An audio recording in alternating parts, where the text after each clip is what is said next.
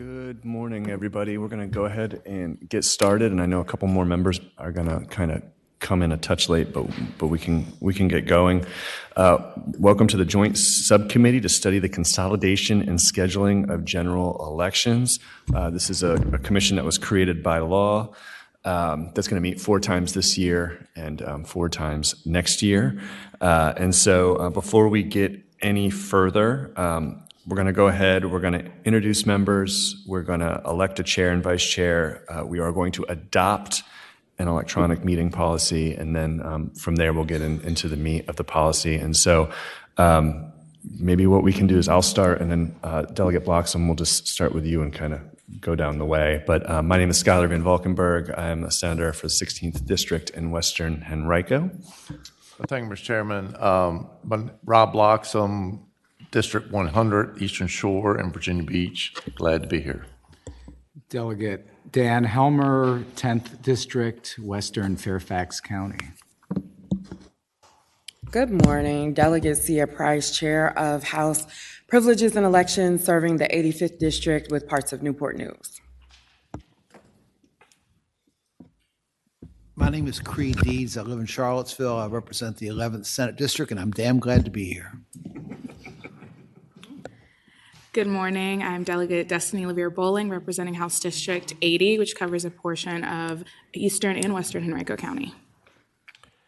Good morning. I'm David Levy. I'm chairman of the electoral board of the city of Lynchburg, retiring as an attorney with the law firm of Serval, Isaacs, and Levy. Nice to meet you all. Morning, I'm Jessica Schneider. I represent the Chesterfield County District, the Clover Hill District in Chesterfield County as a board supervisor. Good morning, everyone. I'm Lisa Lucas-Berg. I'm the former Vice Mayor, City of Portsmouth, and I'm glad to be here. All right, great. I know we have one person online who we will allow to introduce themselves as soon as we have adopted the electronic meeting policy, which is what we have to do. So before we do that, we need to elect a chair and vice chair. And so do we have any nominations for chair?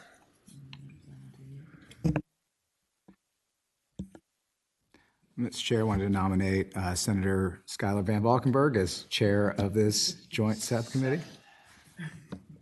All right, there's been a motion and a second to elect me. All those in favor say aye. Aye.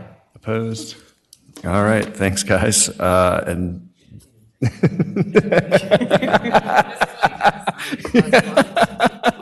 and then we need a vice chair, so do we have a nomination for vice chair? Mr. Chair, I nominate Delegate Dan Helmer. Is there any other? Are there any other nominations? All those in favor of Delegate Dan Helmer being vice chair say aye. Aye. Opposed? That motion passes as well. All right. Next, we have to adopt the electronic meeting policy. Brooks, do you just want to kind of take, for public record, kind of take everybody through the meeting policy proposal? Thank you, Mr. Chair. I'll direct everybody to the Joint Subcommittee's electronic meeting policy. The meeting policy basically has 3 parts. The first part allows members to appear virtually when they cannot be present for an in-person meeting, so long as they notify the chair ahead of time of their either personal reason, disability, or medical issue with their family or themselves. Second, it would allow the commission as a whole to have all virtual meetings, and it would allow that up to 2 times a year, just like the excused absences, should we decide to do that. And finally, it would allow, it states the joint subcommittee's policy of allowing in-person comment and taking virtual comment as well. Does anybody have any questions about the policy? Move to adopt. Second. There's been a motion and a second to adopt the electronic meeting policy. All those in favor say aye. Aye. Opposed? All right, great. That's adopted. And so we do have one member who's virtual today, and so now we can put them on the screen and they can introduce themselves. Good morning. Thank you. My name's Tracy Howard. I'm the former registrar from the city of Radford, Virginia. Held that position for 31 years. Thanks for being with us. Okay, so now we're going to go into the substance for today. We have 3 presentations to get us started. I think to kind of set the table, these 4 meetings this year are going to be informational, and the meetings next year are going to be more about writing code, writing amendments, figuring out kind of how we want to go about this. And so today we're going to start with very high-level presentations to get us going. And from there we'll look at the finances of it, election law, campaign finance, things like that. And so we're going to start with Brooks, who is going to give us kind of the table stakes here, where we've been, what we need to consider, that type of thing. But before we do that, let's let the newest member of our gang introduce himself. Sorry, Senator Scott Survell, 34th Senate District, and formerly stuck in traffic. All right, Brooks, you want to take us away?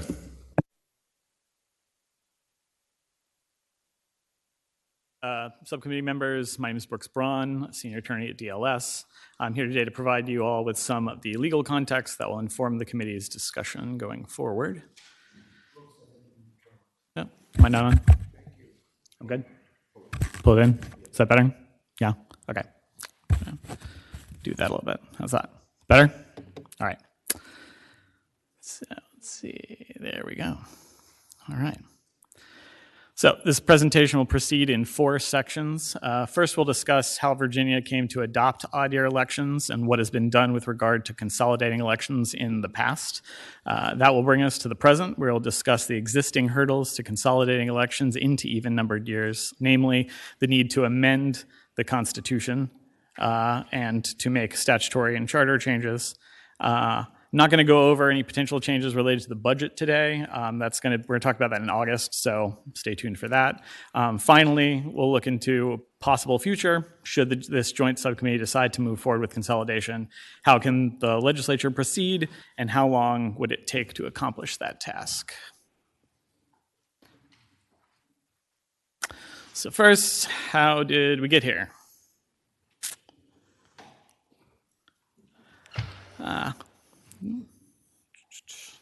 So, start at the beginning. What were the electoral conditions under Virginia's first 2 constitutions? Not unlike today, frequent elections were the norm. A new House of Delegates was elected every single year, as was 1/4 of the Senate. Now, this frequency was tempered by the fact that there were no executive offices that were popularly elected at the time. The franchise was also very limited. Only property-owning white males could vote. Administrative costs were also lowered by the fact that voting was done via voce, no ballots. The federal government would eventually standardize federal elections in 1845 with the familiar formula of elections being held on the first Tuesday after the first Monday in November of even-numbered years. This brings us to the next event in our timeline, the Reform Constitution of 1851. This constitution gave us the biennial elections for General Assembly that we're now familiar with, along with popular election of executive offices. The office of Lieutenant Governor was first created under this constitution. We also got expanded suffrage, now universal, white male suffrage. Like prior constitutions, this one does not specify the dates and times for elections, only that they would be frequent, certain, and regular. At the time, it was customary for the session of the General Assembly to begin in December of each year. So in order for the new constitution to get up and running, a referendum to ratify this constitution was held on October of 1851, along with elections for offices under that constitution, although the governor would be delayed until December. Nonetheless, this is the beginning of Virginia's habit of electing of Commonwealth offices biennially in odd-numbered years. But this is not necessarily what we call the proximate cause of our current troubles, because of the Troubles. Not surprisingly, the events of the Civil War were disruptive to the frequent, certain, and regular elections instituted by the 1851 Constitution. While that Constitution remained in effect in the portions of Virginia held by the Confederacy, at least some legislative elections in 1863 were suspended during the fighting. There were also 2 gubernatorial elections, one in the Union portion of Virginia and one in the Confederate. The Constitution was eventually nullified, or effectively nullified, by the South's defeat in 1865. There was also the restored government of Virginia, loyal to the Union, that eventually ratified a new constitution in 1864 when West Virginia gained statehood, or after West Virginia gained statehood, and retained some authority during Reconstruction. However, Virginia was occupied by the United States military at the time, and the military was the de facto authority in much of Virginia, even going so far as to remove an elected governor in 1868 and install their own military governor. Basically, a whole new government would need to be created in order for Virginia to get back up and running and admitted back into the Union. And so the Virginia Constitutional Convention of 1867 to 68 was held. The Constitution retained biennial elections, abolished slavery, provided for universal male suffrage, almost there, and required voting by ballot for the first time. It also established a uniform November date for general elections. It did not mention anything about the years for those elections. But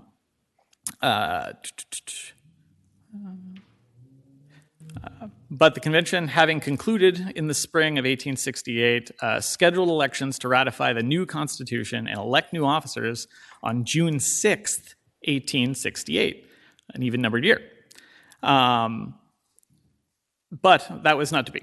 Arguments over the provisions of the Constitution that would disenfranchise former Confederates delayed the election. As such, ratification was delayed until President Grant finally broke the impasse by randomly ordering an election on July 6, 1869. Odd year.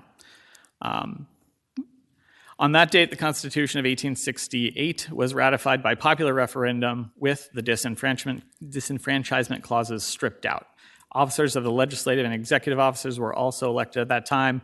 Election results brought 21 African Americans to office in the House of Delegates and 6 to the Virginia Senate. This somewhat random election is the proximate cause of Virginia's odd year elections. We've had odd year elections for Virginia offices ever since.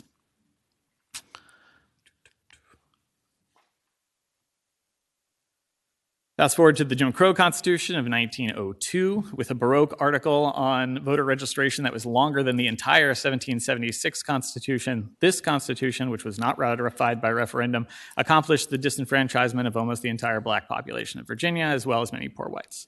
The Constitution also made other electoral changes that bring us closer to our current situation.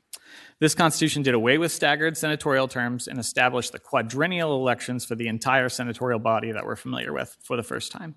In doing so, it moved elections for the Senate to the gubernatorial midterm, though this arrangement was not explicit in the Constitution. It also established the January start date for regular legislative session and a June date for municipal elections that would later be changed to May in statute. There we go. Suffrage and civil rights movements helped to reverse the negative impacts the franchise accomplished in the 1902 Constitution. In 1920, the 19th Amendment of the Constitution gave women the right to vote. Voting Rights Act of 1965 banned discriminatory voting practices and established significant enforcement mechanisms to ensure that those practices did not continue. In 1971, a new Virginia Constitution was ratified. This is the Constitution under which we currently operate with its familiar terms of office and requirements for general election in November. In 1978, a resolution was passed to create a commission to study consolidation of times of general elections, same thing we're doing today. That commission considered consolidating June municipal elections into November general, as well as consolidating the odd year elections into even years. It appears that the commission made no official recommendations and did not produce a final report. It did produce a draft report, which has been included with your materials. And that brings us to the present, or thereabouts. Since 1979 commission, there have been attempts at consolidating Virginia elections, some effective, some not. On the effective side, Virginia has successfully consolidated municipal elections to November. This began in 2002 with an amendment to allow municipalities to move their elections to November. This was taken up by a number of localities, some even moving their elections to even-numbered years, although some also moved them to the odd year. In 2021, Section 15.2-1400 of the code was amended to require cities and towns with May elections to consolidate their elections to the November general beginning in 2022.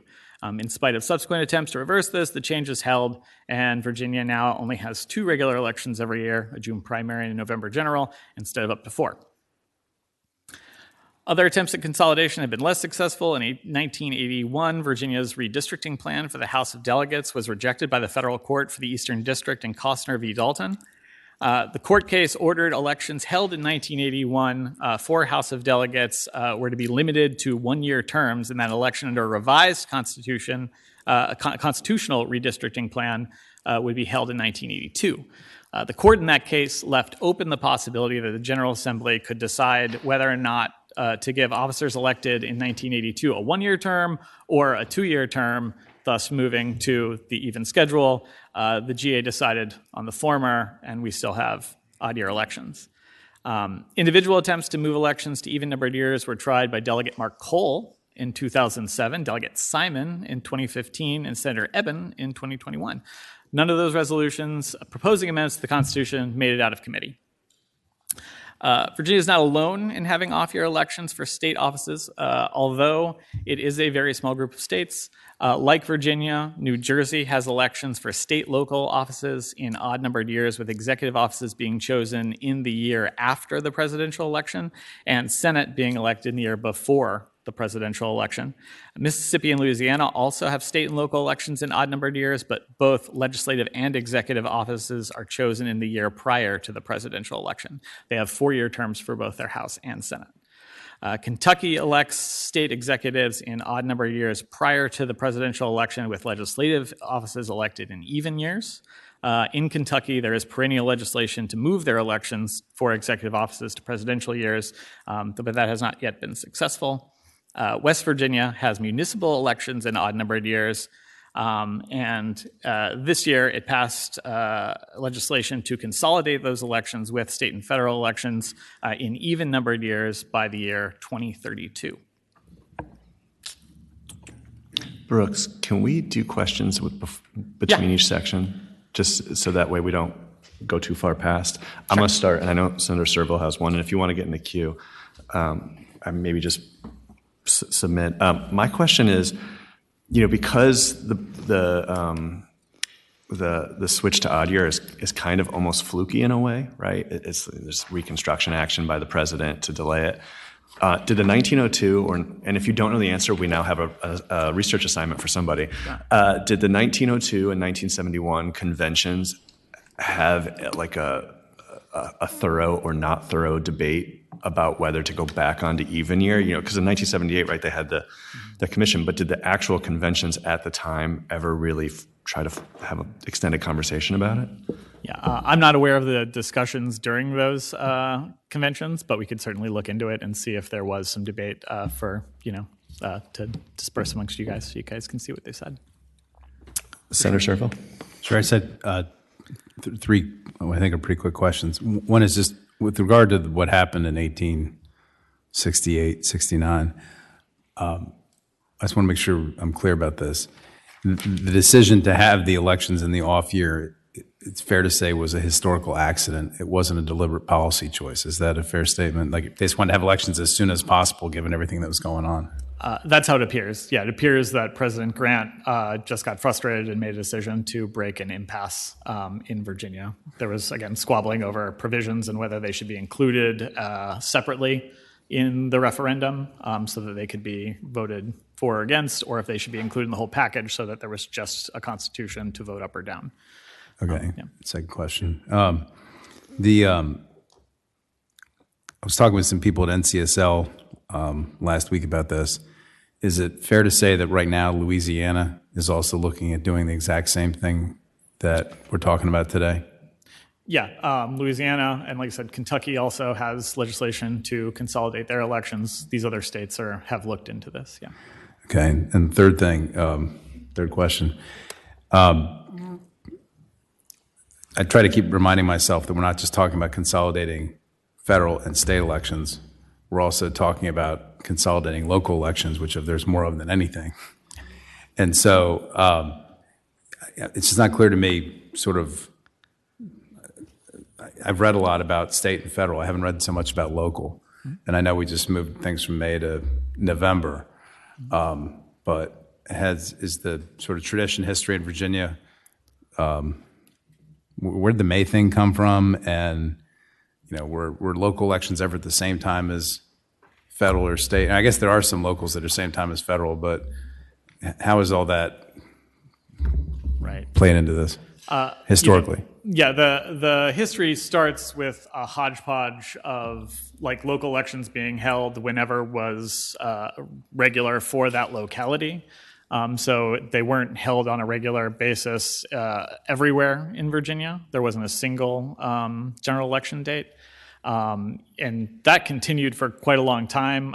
Even our current constitution doesn't require the governor to be elected on the November general election date. It says the General Assembly can choose when. So that could also be shifted. So the policy is always, or had been for a very long time, that elections didn't have to be held in any kind of consolidated way, at least at a statewide level. As I said, I think it was in 1902, they introduced the June general election to try to consolidate some elections into the June. And then later on, that was changed to May. I'm not sure when that change actually happened, but we can look into that. But it does appear that there have always been scattered local elections either happening in June or May or November or prior to that, whenever they were convenient. We have Delegate Helmer, but real quick, Brooks, can you just put a fine point on Senator Serville's first question, which is to say that, just to make it explicit, right, the reason why President Grant could delay or could force the election in 1969 is because we were under military control. That's correct, yes. Delegate Helmer.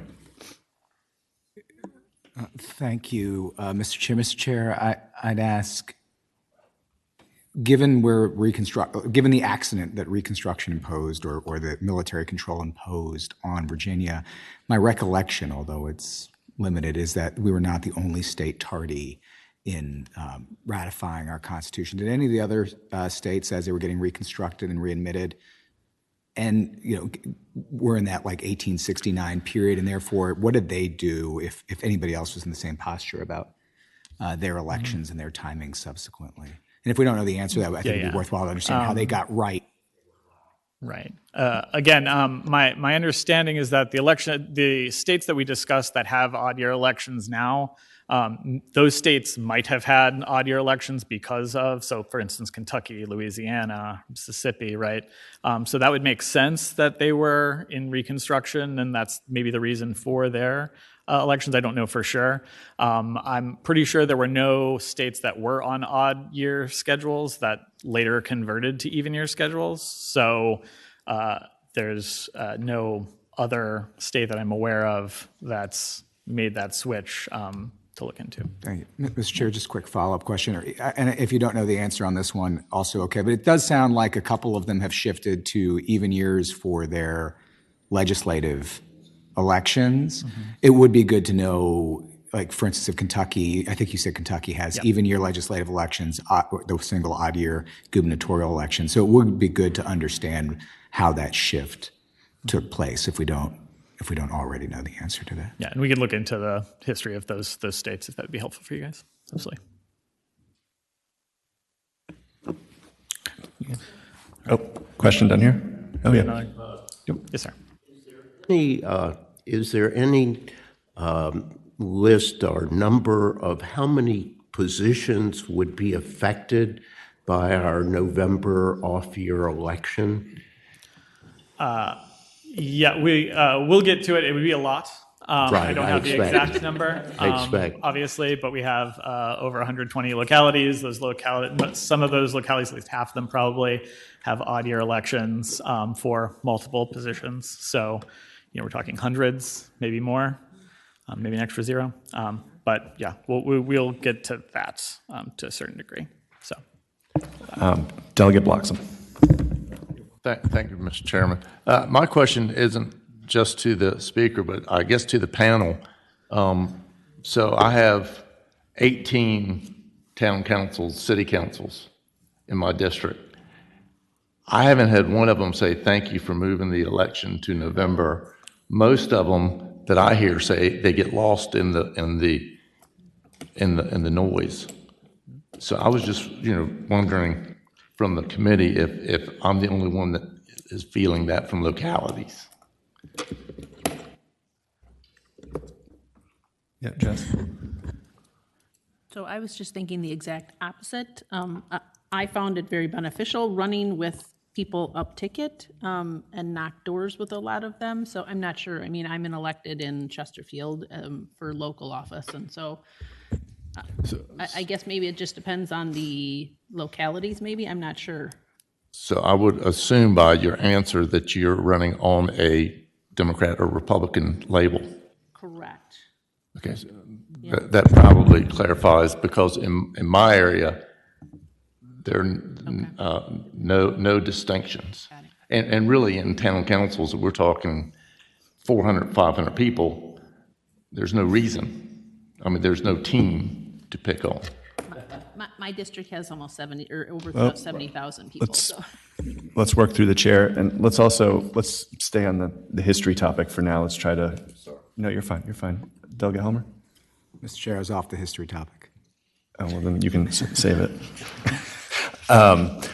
Brooks, can you also just, last question, I think, maybe, can you kind of contextualize for the committee and maybe for everybody too, I mean, the difference in kind of how we think about regular elections now versus maybe back then where they had yearly elections, or this kind of contextualize Grant's decision in the context of the 1800s to the best of your ability. I know you're not a historian. Right. But do you see what I'm getting at? Right. I mean, I guess, again, they weren't as centralized certainly as they are now. I think the 1868 Constitution was the first that actually required ballots. Before that, it was via voce primarily. So there wouldn't have been the paper trail. There wouldn't have been the administration, that kind of thing. So things were a lot looser, if that's helpful. Yeah, okay. We just keep having questions, Brooks. Yeah, Senator Servo. keep coming. I looked at this draft report when you sent it to me a few months ago, and I know we didn't have video or nearly legislative history back then in 78, 79 as we have today. Do you have any sense of why this report in 79 stalled, sort of what the conflict points were? Were they fighting about whether or not, the governor was going to go 5 or 3, or the House was going to go 3 or 1, or the Senate was going to go 3 or 5, or, nobody, were there other, and there was probably discussions behind the scenes in addition to whatever happened in public. Do you have any sense of any of that? Mr.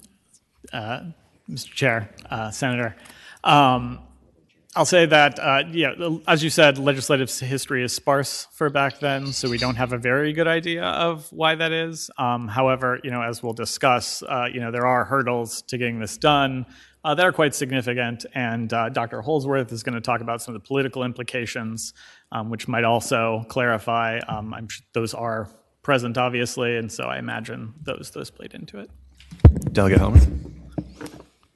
Thank you, Mr. Chair. Mr. Chair, this follow on to that, and again, we may not have it, but this goes before, this report is in the context, right, of the legislature essentially opposing the courts on on multi-member districts. Is that like, is the historical context in which this takes place is the 78 to 79, you have continued efforts post-Jim Crow to suppress black voters that manifests in the legislature essentially defying the courts on redistricting in 80. That's what forces the 82 election ultimately. Is that the historical, am I right about the historical context in which this is all taking place? Right, yeah, the maps that were created in 1981 were declared unconstitutional under the Article 3 of the Voting Rights Act.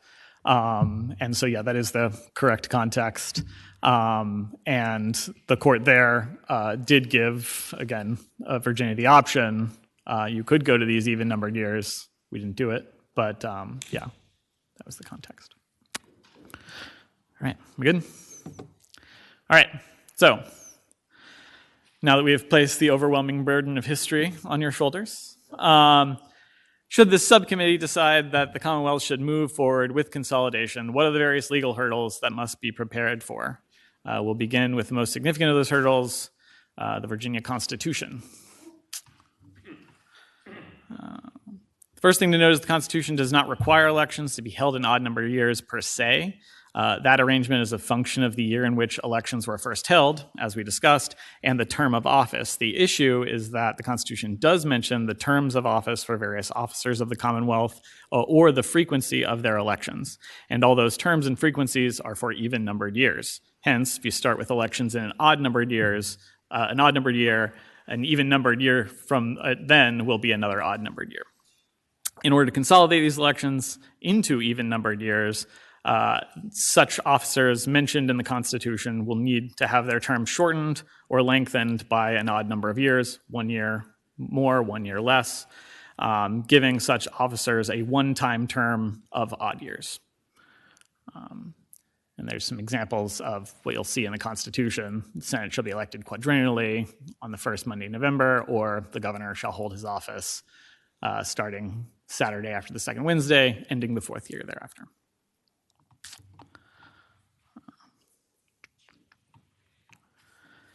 So the Constitution provides for the terms of 9 offices which must be amended in order to consolidate the Commonwealth's elections to even-numbered years.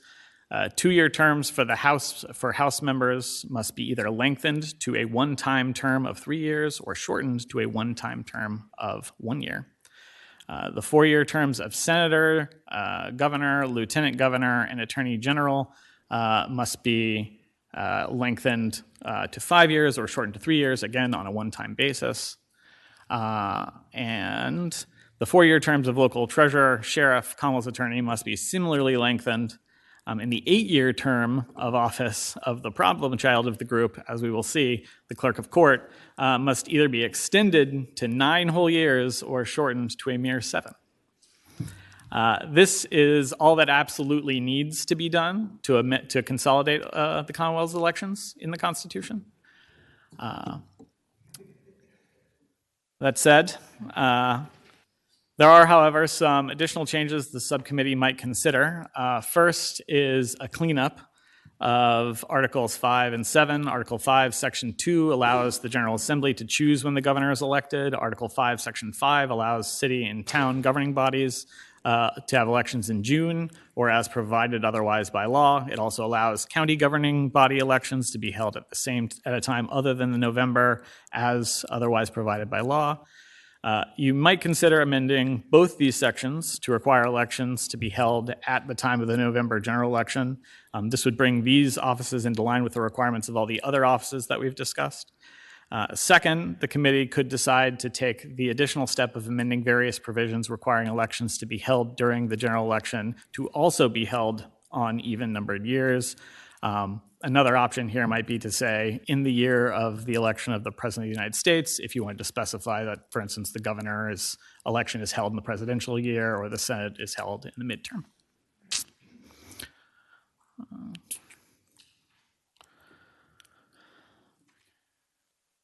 So now that we know what needs to be amended, how do we amend it? The Constitution provides 2 methods of amendment, one that you won't like and one that I'll recommend. The first, or second rather, is found in Article 12, Section 2 of the Constitution, the Constitutional Convention.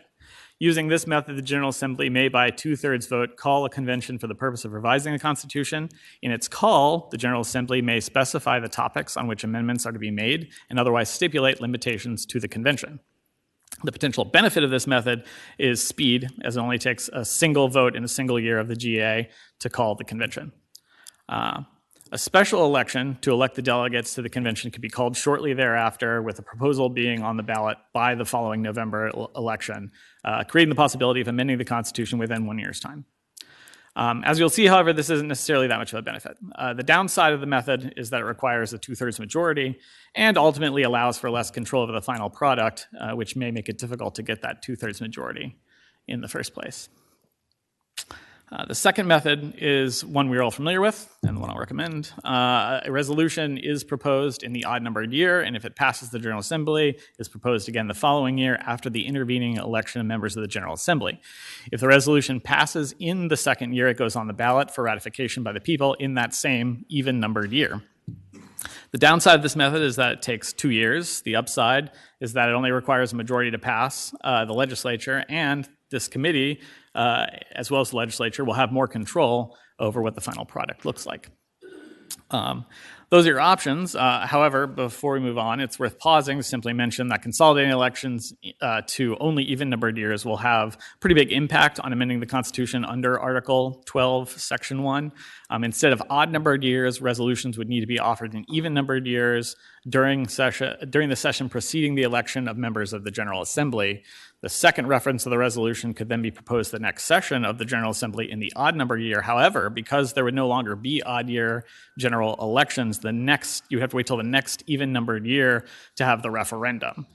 Given the frequency with which Virginia amends its constitution, we would either need to break with the even-numbered only schedule quite frequently or accept that constitutional amendments now take 3 years to pass. We've done 63 proposed amendments in the last 54 years, for instance. So I'll allow others to speculate on the political ramifications.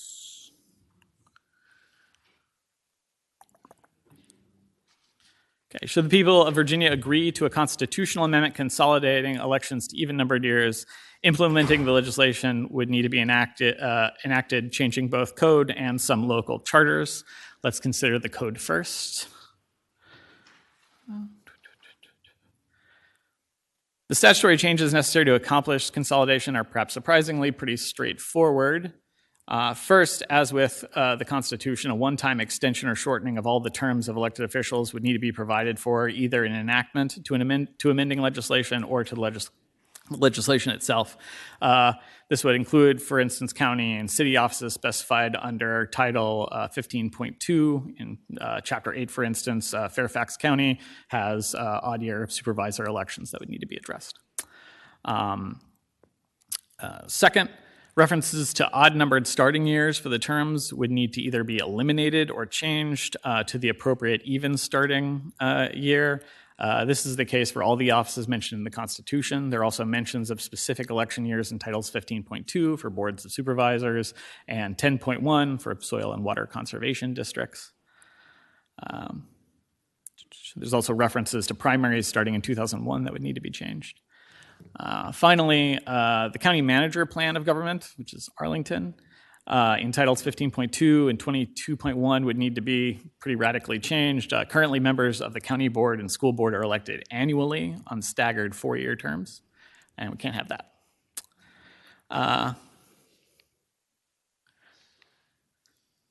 And that's it for the necessary statutory changes. Brooks, can I ask a question? Yeah, go for it. So about the interplay between this and the constitutional amendment, the constitutional changes we had to make. Could we, because you're talking about, I think, could you see a cleaner way of the constitutional language? So, for example, maybe striking a bunch of language and then just inserting a clause that says all elections have to be in even years, and then just doing all the other work through the enacting legislation that would provide that temporary kind of transition? Right. So, Mr. Chair, for the constitutional language, other attempts at changing that language, other proposals have been to actually amend each article and to say, in the year 2030 and thereafter, it'll be 3 years, and then thereafter it'll be 4 years. My recommendation would be to append a new schedule to the Constitution. We already have several schedules that were appended or were ratified with the Constitution in 1971. So we would just append a new schedule, and that schedule would say, notwithstanding those provisions, it's 3 years on this year, and then those provisions would just kick back in. Yeah. Does that make sense?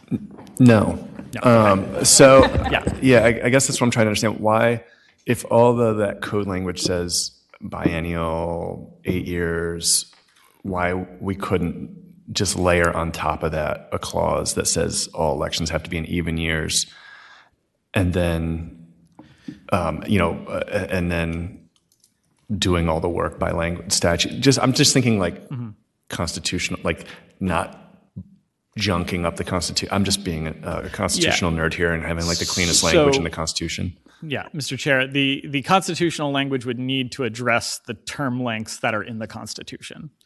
But that's all it would need to address. So it would just need to address General Assembly, the executive offices, and the constitutional offices, the local constitutional offices. So there need to be some kind of constitutional amendment to address those terms.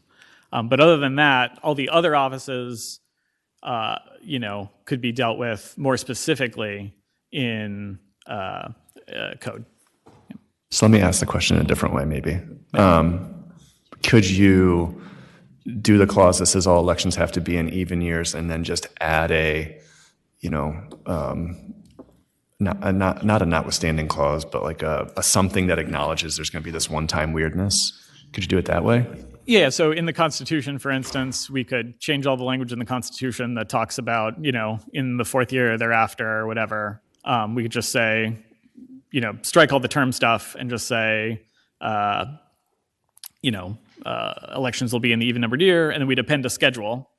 And that new schedule would say, in the year 2027, the person elected governor or whatever to the House will have a 1-year term or a 3-year term. And then thereafter reverting to whatever is in Article 1. Yeah, there's obviously a bunch of other things topics we're going to cover, I guess, to Thursday, like campaign finance and some other things, but I'm not sure we're talking about special elections any other days. Besides, it seems to me right now might be the time to talk about specials, but it seems to me that if we're only going to have elections every 2 years, then we might want to rethink how specials work, because I think some of the assumption on specials is that we have an election every November, although I know we can have them in weird times like August or whatever, but December, January, et cetera. But there's I would assume the existing special election assumptions probably in some way relate to the fact that we have elections every 12 months. Is that, because I've heard for example, in some localities, I think, their charters say that the Commonwealth Attorney, for example, is if that vacates, they're picked by a judge, and then the next November or whatever, they pick a new one. Or maybe, I think the Fairfax Board of Supervisors right now is going through this in Braddock District, where the supervisors are going to pick a temporary person, and there's an election in November for that. I mean, there's probably some of that machinery you might want to look at too, right? So yes and no. So there are provisions of current law that assume we'll have an election every year. So for instance, there are provisions that would kick any special election to the November, right? Assuming that there's a November every year, right? So for those provisions, you'd have to assume that there isn't a November every year. Otherwise, you'd be kicking it to, maybe 2 years down the road, right? So that would need to be probably tweaked just so that, but in general, specials are held just because there's a vacancy and you want to fill that vacancy as soon as possible. So you might not necessarily want to say no specials in the odd year kind of thing. Yeah. Senator Serbo? Yeah, and said one other question. So I feel like at least in the locality I live in, there's a bond on the ballot every year. And I don't understand whether there's a practical reason for that or what, or, whether there's anything that has to be considered in terms of those types of issues. I don't know if anything else has to go on the ballot besides bonds, but are there any issues like that out there too? Or? Again, yeah, those because those referenda on bonds would just happen at the November general, they would happen only in even-numbered years, unless there was a provision saying that they could have a special election for that bond referendum. Yeah. Right. We'd have to account for that. Yeah, I mean, I just feel like, I'm sorry. Senator Seville? Whatever, I'm not sure it's a question or speaking to it, but it just seems to me, at least, a lot of localities have gotten in the habit of doing a bond every year. I'm not sure whether or not there's a reason for that, a practical reason for that, or if it's just, or what, but it seems to me there might be some issues around that. But are there any other issues that voters are statutorily required to approve besides public indebtedness like that? besides elections and constitutional amendments, I guess? Mr. Chair, Senator, yeah, I'm not aware of anything else that would have that kind of thing. We will be talking about the budget and finance, and we can make sure that Senate Finance and House Finance might be able to address why there are yearly budget referenda. They might have some insight into that. And we're going to do that in August, I believe. Yeah. Delegate Price? Thank you. This question is not advocating for any way, one way or the other. I just want to get clarification. When you said that the constitutional amendment would only need to address the constitutional mandates and that the statute changes would only need to address what's in statute, is it also possible, just because of options, the constitutional amendment could add the parts that are only in statute at this time? Mr. Chair, Delegate, it's certainly possible that if we wanted to constitutionalize certain elements of those elections, we could add that to the constitutional amendment so that, for instance, if you wanted to constitutionalize boards of supervisors and say boards of supervisors elections will only be in even-numbered years, you could put that in the Constitution, and that would be something that's only in statute right now, that's not in the Constitution, that you could add to the Constitution. Does that make sense? Yeah. Thank you. That's the question. Good? All right. Okay. Where are we at? There we go. So there are some other optional changes that could be considered either as enactment language or implementing language or as changes to be made in subsequent sessions. Broadly, references to May elections and associated March primaries could be eliminated to finalize the process of consolidating to November general elections. There are also references to May elections, for instance, in the campaign finance filing schedules in Chapter 9.3, Titles 15.2 and 22.1 also contain some references to May elections. Again, all these could be left in as vestigial code. It just wouldn't refer to anything.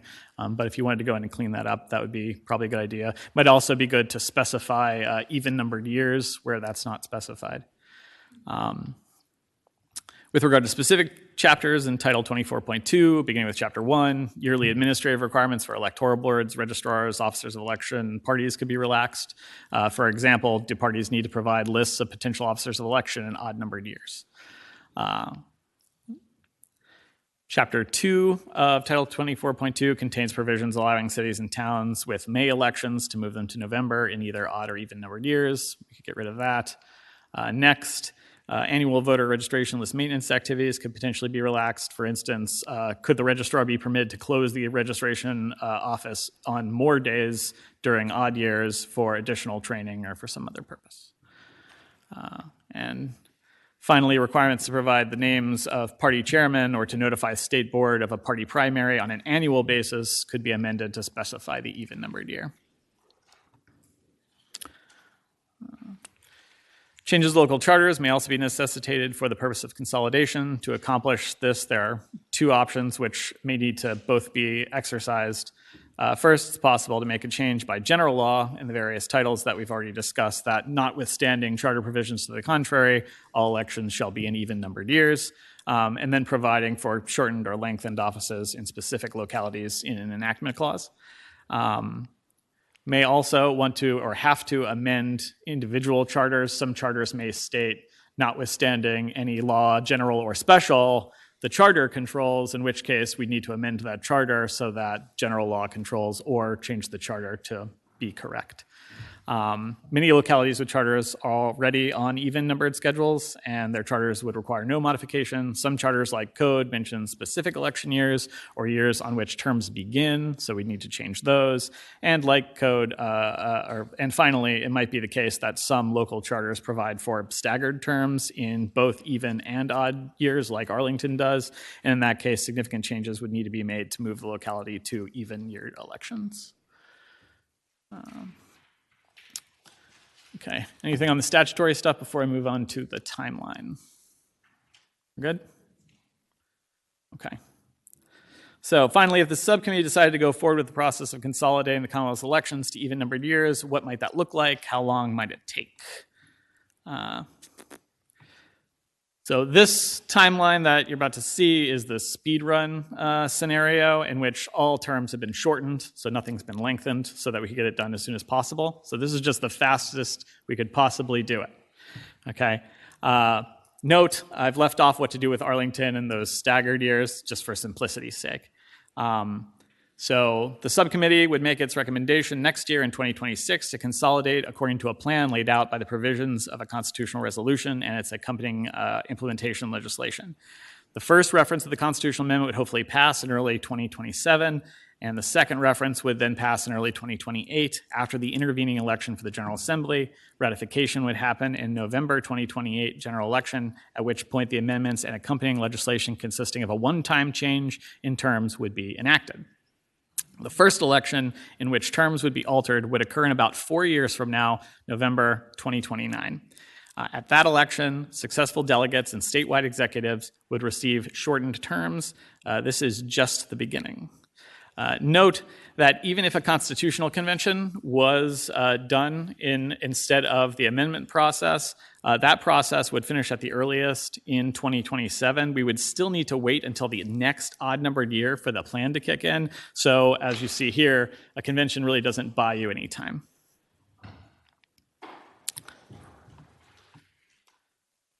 In November of the next year, delegates are re-elected at the presidential midterm, this time to a regular 2-year term. Delegates are now on the even-numbered schedule. That was pretty quick. Certain city councils are also were elected to, note that, strike that. A year later, in November of 2031, the Senate is elected for the first time under the consolidation plan to a shortened 3-year term. Another batch of local offices also get a shortened 3-year term. Finally, we have the appearance of the big guy, the clerk of court.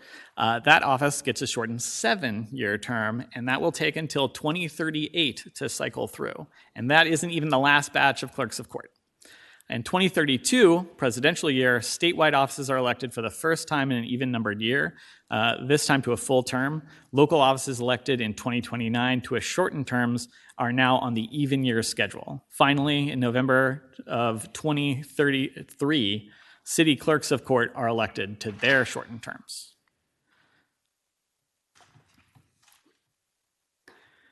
The entire legislature is on an even year schedule starting in the presidential midterm November 2034. Local offices are on regular even year schedule with the exception of clerks of court. All right.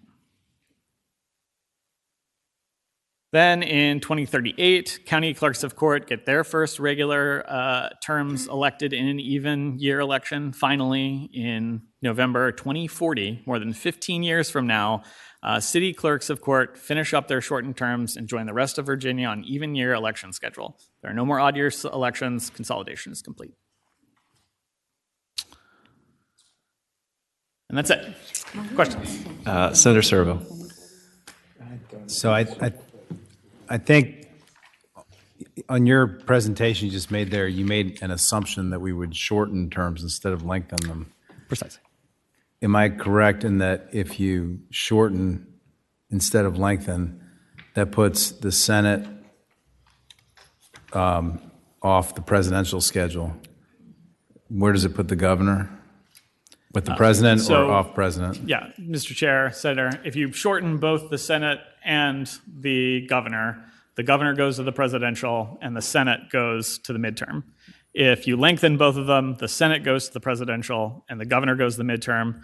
If you lengthen one and shorten the other, you put them on the same schedule. And then if you flip that, you put them on the same schedule on the other election. So yeah, that is an option you'll have to think about. Got it. Thank you.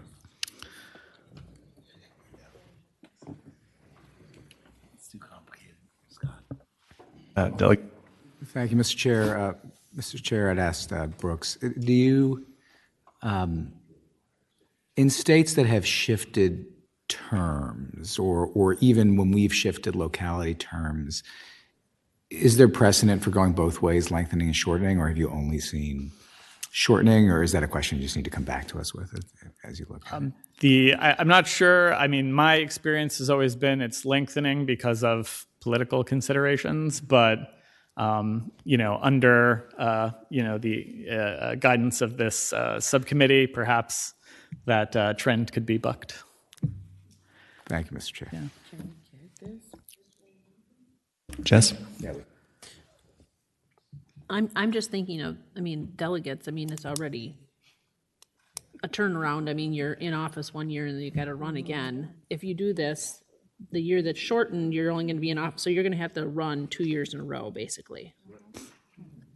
That's Yeah, Senator, that's correct. You could also note, however, that whether you lengthen or shorten the term of the delegate doesn't really matter for the whole timeline. So delegates would almost certainly get a 3-year term, just because that would get you some votes. But and give them a break. Let's give delegates a break for the first time since who knows when, 1863. Yeah. Delegate Helmer, do you have another? No. Delegate Price? Yeah, thank you. I was just wondering, because I am visual, is it possible to get that timeline with the potential of lengthening to be able to see what would shift so we can have a side-by-side?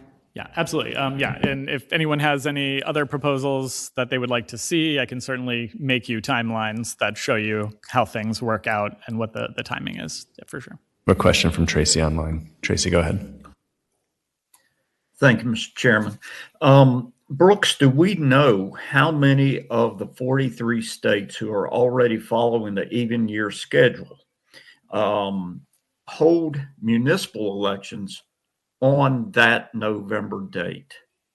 Or do those 43 states move their municipal elections to another timeline? I know several of the southeastern states will hold municipal elections, local elections in September, August, prior to the November election. Is that information we have? Mr. Chair, Tracy, I'm not aware of shifts within a year. I am aware that, again, only the states with odd elections that were mentioned, so for instance, West Virginia is now consolidating, but have municipal elections in odd numbered years. So everyone else is in even numbered years. Those other 43 states are all in even numbered years. But as to whether they consolidate to November or allow municipal elections in other months, I'm not sure. We can find that out, though. Yeah, Brooks, can we add to that to look at kind of break down the states by who does it all uneven? For example, New York City, right, is having a mayor's race right now. Can we break out like what percentage of the states just all of it's in November versus some kind of mix? Yeah, we can look at that. That'd be great. Absolutely. Delegate Price, do you have another question? Yeah. Hey, Brooks. Mr. Chair, Brooks, thank you. Just looking at this, I want to make sure that I'm understanding too, when you look at 2029, the first election under the plan, where it says councils and boards, is that the city councils and school boards? And if that is what that boards means, where would the Board of Supervisors fall in this shift? I'm trying to make sure. I'm from a city. Mm-hmm. I know city stuff. I just want to know, like, how is this impacting counties and towns, and is that on this visual? Right. So, Mr. Chair, Madam Chair, on that page under 2029, it says Local A. That includes both cities and counties. So there would be county boards of supervisors, but also city councils, city school boards, and county school boards as well. And so can we get, because they're on different years now, right? So can we get a breakdown of how that would impact? Is that shortening the city council? Is it shortening the Board of Supervisors? What that impact would be? Right. Yeah, we can definitely do that. Okay. Yeah, and it's two things. It's worth noting also there are already obviously local elections in even numbered years, so that's not a thing. But we do have local elections in cities and counties every odd numbered year right now because there are staggered terms in a lot of those cities or counties. So yeah, it would take at least the cycles shown here to cycle through. But yeah, we can get the specifics on specifically which localities do that. Thank you. Councilwoman Lucas-Burke. Thank you. I think you just hit on my question with Delegate Price, because in the city council in Portsmouth, we do have staggered terms. And so I know that the delegates run all at one time and then the senators run all at one time, but we do have staggered terms. But has there been any consideration in the cost factors that adding in these additional elections to the registrar and just the citywide, cost of running an election in this shortened time? I don't think my locality is going to agree with that because we're small. Yeah, and Mr. Chair, Madam, we're going to discuss budget issues at the October meeting, and I believe we're going to have registrars come in and give a presentation on their kind of cost analysis of how this would be impact in them, as well as the State Board of Elections. They're going to talk about kind of the broader cost analysis. So we should get a pretty thorough analysis of how much we're going to save with this, if we're going to save anything at that meeting. Welcome. Brooks, thank you. I think that's it. Thank you for being in the firing line. Dr. Chambers, you're up next on the list. So Dr. Chambers, if you don't mind, I know you, but give a brief bio for the folks in the audience and for members of the panel, and then go right into what you got. Absolutely. Thank you all so much for having me. I am Henry Chambers. I am a law professor at University of Richmond. Did some work on the post-2010 redistricting for the state as a special attorney general, special assistant attorney general on that issue. So that's what I do. I teach criminal law, white collar crime, voting rights, and I used to teach employment discrimination as well. And it's good to see y'all. Thank y'all for having me. I've been asked to give a brief overall 5 to 10 minute presentation with a historical perspective on the politics and law of moving all of Virginia's elections to even number years, or things I think legislators ought to consider. Now, I'll just note the presentation that just went on pretty much took almost everything I was going to say in a fantastic manner. So that's grand.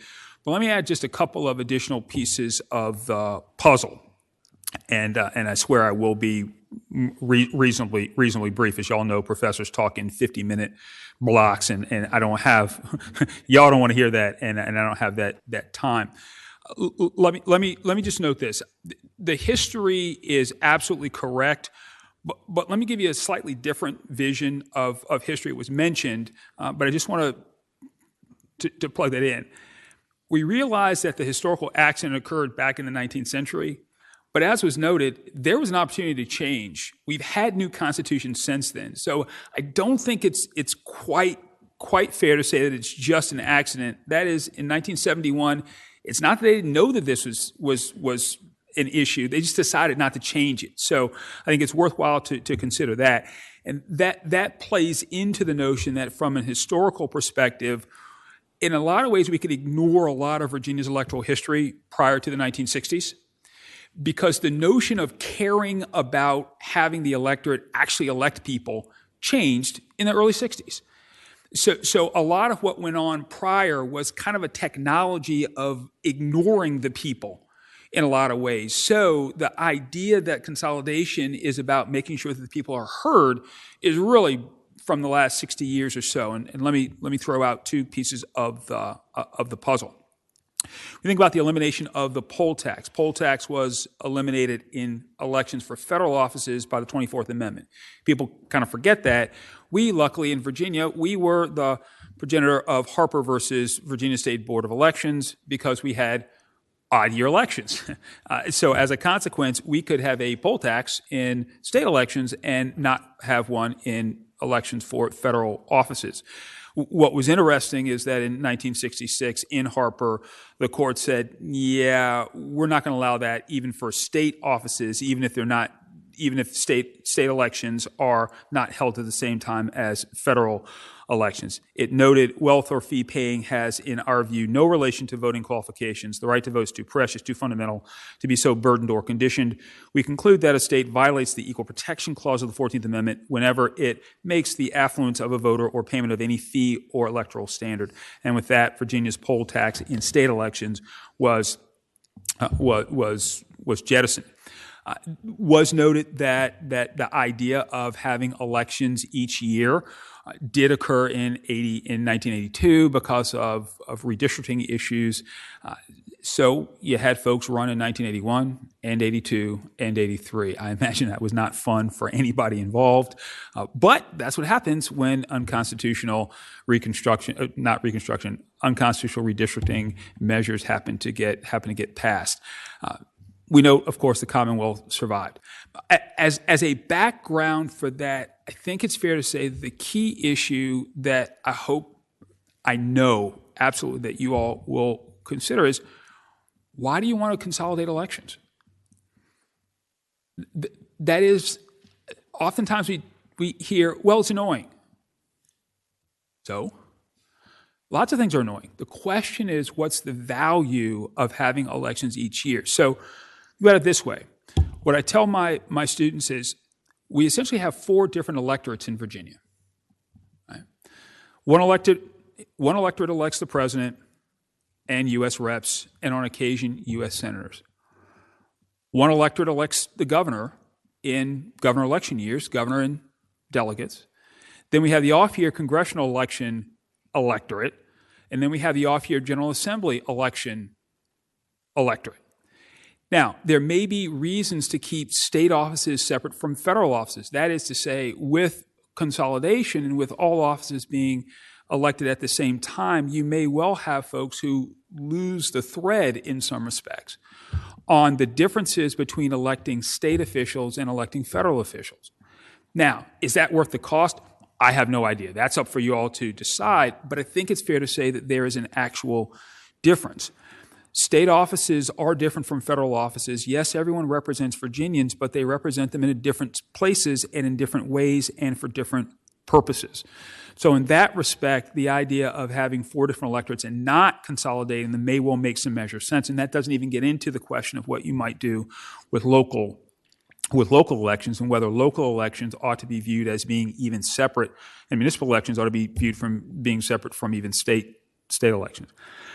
Obviously, as has been noted, the electorates can be combined in even years in different ways, even with consolidation. That is, do you want the president and governor elected at the same time or at different times? That's a real question, and it's a real issue. By the same token, do you want the governor and state senate to be elected at the same time or at different times? That is, one could have a true Lollapalooza of an election where the governor's elected, president's elected, state senators are elected, state delegates are elected, U.S. Congress folks are elected, and the occasional senator gets elected.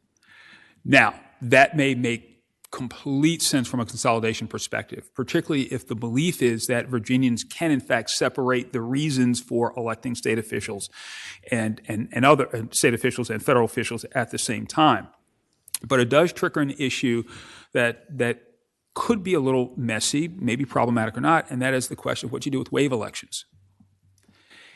It's not clear that you want a wave election to change Virginia's state government and federal government for 4 years and have it occur at one time. It may well be that when you think about waves, if it's a wave that is long enough to be sustained, then it ought to be able to run through another election cycle. So those are questions that one considers. Recognize, of course, that those are not legal questions. Those are really more political questions than anything else. And indeed, the key is General Assembly and the state of Virginia can do what it wants, Commonwealth of Virginia can do what it wants to do as long as it has legitimate and reasonable reasons to do so. And I'm absolutely certain that this group will figure out those things and those pieces of the puzzle. I recognize that the cost question is not really something that I can address at this point, because whether the cost is worth it is not a decision, is not something that I would necessarily get into. We could well talk a little bit about the question of turnout. Turnout is certainly an important issue. What's interesting about turnout is the General Assembly in the last several years has done a substantial amount on trying to increase turnout already. The legislation that's been passed since 2020, and I'm not just saying this because Senator Van Valkenburg led a lot of that legislation, but a lot of that legislation has made it easier for folks to vote and made turnout far more likely to be higher, assuming people care about the elections. Now, the question about whether people care about the elections is a different story. And that's something that folks are going to have to think about. That is to say, one question that we can ask is, why is turnout so much lower in non-presidential years? In that vein, it would be grand to think about this issue, and I know y'all are going to think about the issue in the next year as we move toward the 250th anniversary of the Declaration of Independence, which may actually make us think about issues of what should the people be doing through elections, and how should they be making their voices heard through elections, rather than through other means. When we think about questions of turnout, we also have to think about other ways that we may well possibly increase turnout. I know there's talk about possibly expanding ranked choice voting. I've written articles about that. Certainly happy to talk about that if you like. But at the end of the day, questions about turnout I think are quite important, and I think those are issues you all are going to talk about. There are two other issues that I just want to raise before I stop, because I'm sure that I'm over 5 minutes. I may be under 10, but I'm sure I'm over 5 at this point. And as there are some things that would get easier with consolidation, no question. One of them would be redistricting. That is, if all the elections were held in even number of years, then it would just be much easier to redistrict between the getting of the information on the census and the next election. As we've seen, there's always an issue. There's always a crunch in order to get districts redrawn after the census information comes out. So redistricting would be easier, certainly in that circumstance. Is it worthwhile? Maybe not, because one can redistrict in time, but like I said, it'll just be easier. Second piece of the puzzle is in terms of compliance with the Voting Rights Act. Even though we don't have Section 5 anymore, no preclearance requirement, it may well be easier to comply with the Voting Rights Act if you just have fewer elections. So in that vein, that may be worthwhile. And certainly we also have the Virginia Voting Rights Act as well, which might also be easier to deal with if you have fewer elections. There is one issue that was sort of mentioned sort of orthogonally that one might want to consider, and that is the general idea of ballot fatigue.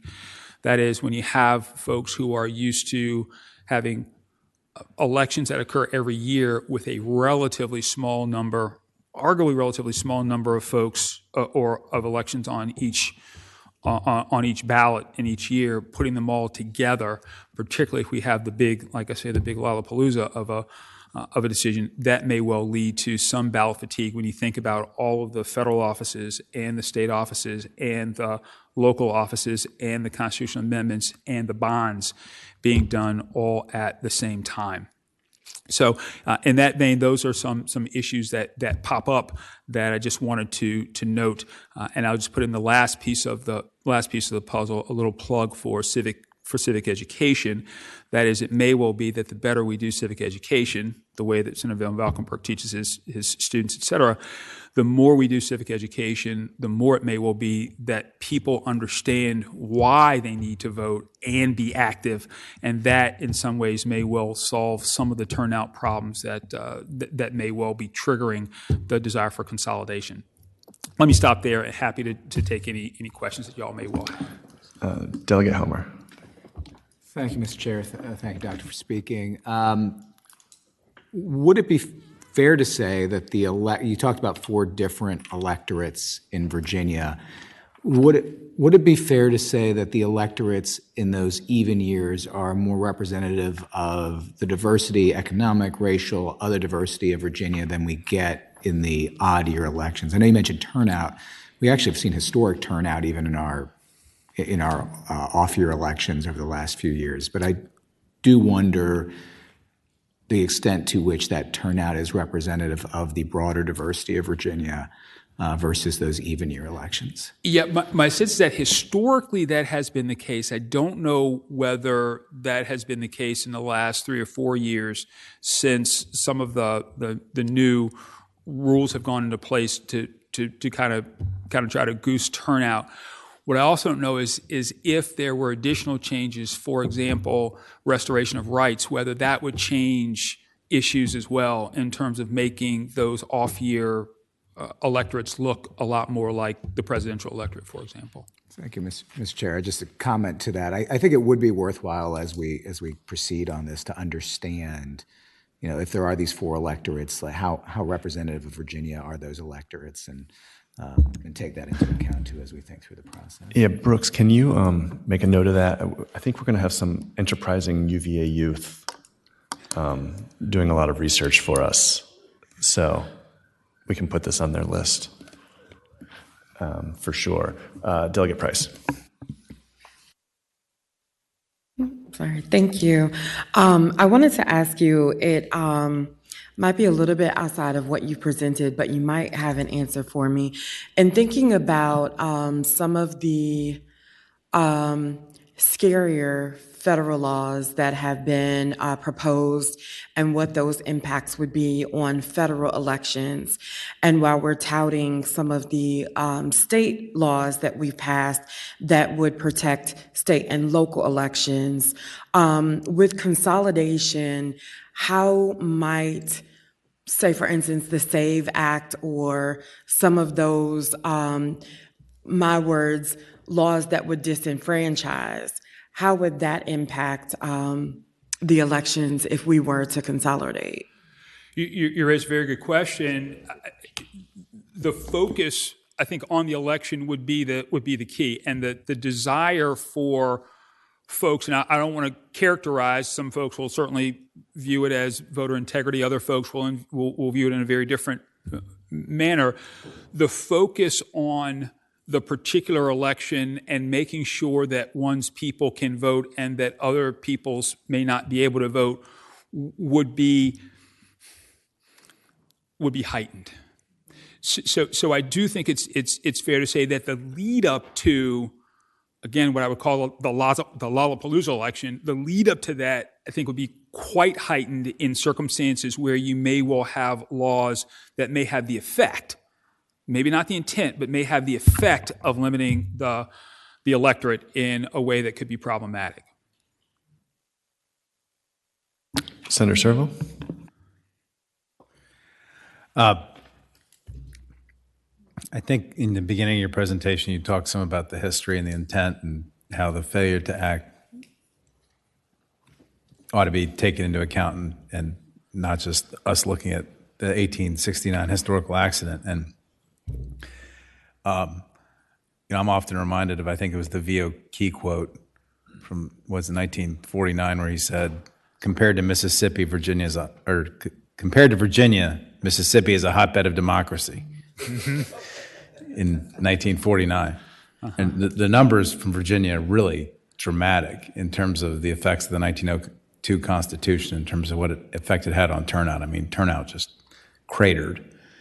And I just want to make, do you think there's a historical consensus that the decision to keep the elections separate between federal and state, especially during the years of the Bird machine, was intentional to make sure that, to minimize the possibility that people might vote consistently federally and in state elections? Because I think that's part of the historical record that we're reckoning with. Yes. Let me put it this way. I don't spend too much time in Senator Byrd's head, but what I suspect is part of the issue is it's easier to maintain power in circumstances where you're voting year by year and you have a machine. Now, once you no longer have the machine, I don't know that it's as easy to maintain that power. So I think that's part of what I mean when I say what happened before the 1960s is truly history, in that the structures are different, and as a consequence, the ways we think about how different pieces of the electoral process fit together are a little bit different. But I think your point is 100% correct, that at that time, particularly when you had largely one party rule, yeah, separating them made a whole lot of sense. And arguably, one could say that the wave election issue never came about in that time period because you had separate electorates and voting every year. So, but it's a fascinating question in terms of, do you want to continue that, or do you want to make a break and make an intentional break from that I had a idea? couple other questions too. Go ahead. So you talked about there being effectively 4 electorates. I kind of actually view it as 5. I think there's a presidential electorate, and then when we have a non-presidential U.S. Senate race, I think is when we tend to have the second highest electorate. Then I think it's gubernatorial after that. Then it's Congress standing by itself without a U.S. senator. And then it's the year that the Senate has to run at the very end with the local governments. And I think, is it fair to say that there's a consistent pattern, that those are the sort of the 5 levels of turnout, and that there seem to be, I know there can be variation within the levels, and every once in a while one gets hot, but I think if you look at like the last 30 years, you'll see a pretty consistent pattern that there are different levels of turnout at each of those 5 levels when those types of elections happen. I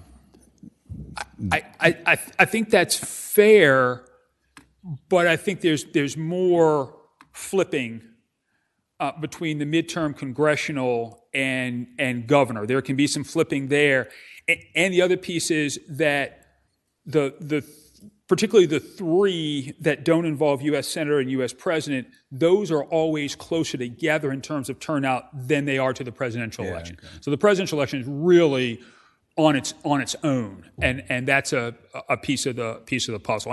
And I'll say, obviously, I'm a voting rights guy. I like elections, but the mere fact that I like elections, I also like ice cream. It doesn't mean that there can still be too much of both. And I'm not sure whether we have too much of it or not. But the question of whether the people who are voting are focused on the individual races, I think, becomes a real interesting question, whether they're consolidated or not. And that's part of the issue that I'm not 100% sure about. And I think consolidation may have some effects that may be really positive or maybe negative. I'm not certain about those. Mr. Chair.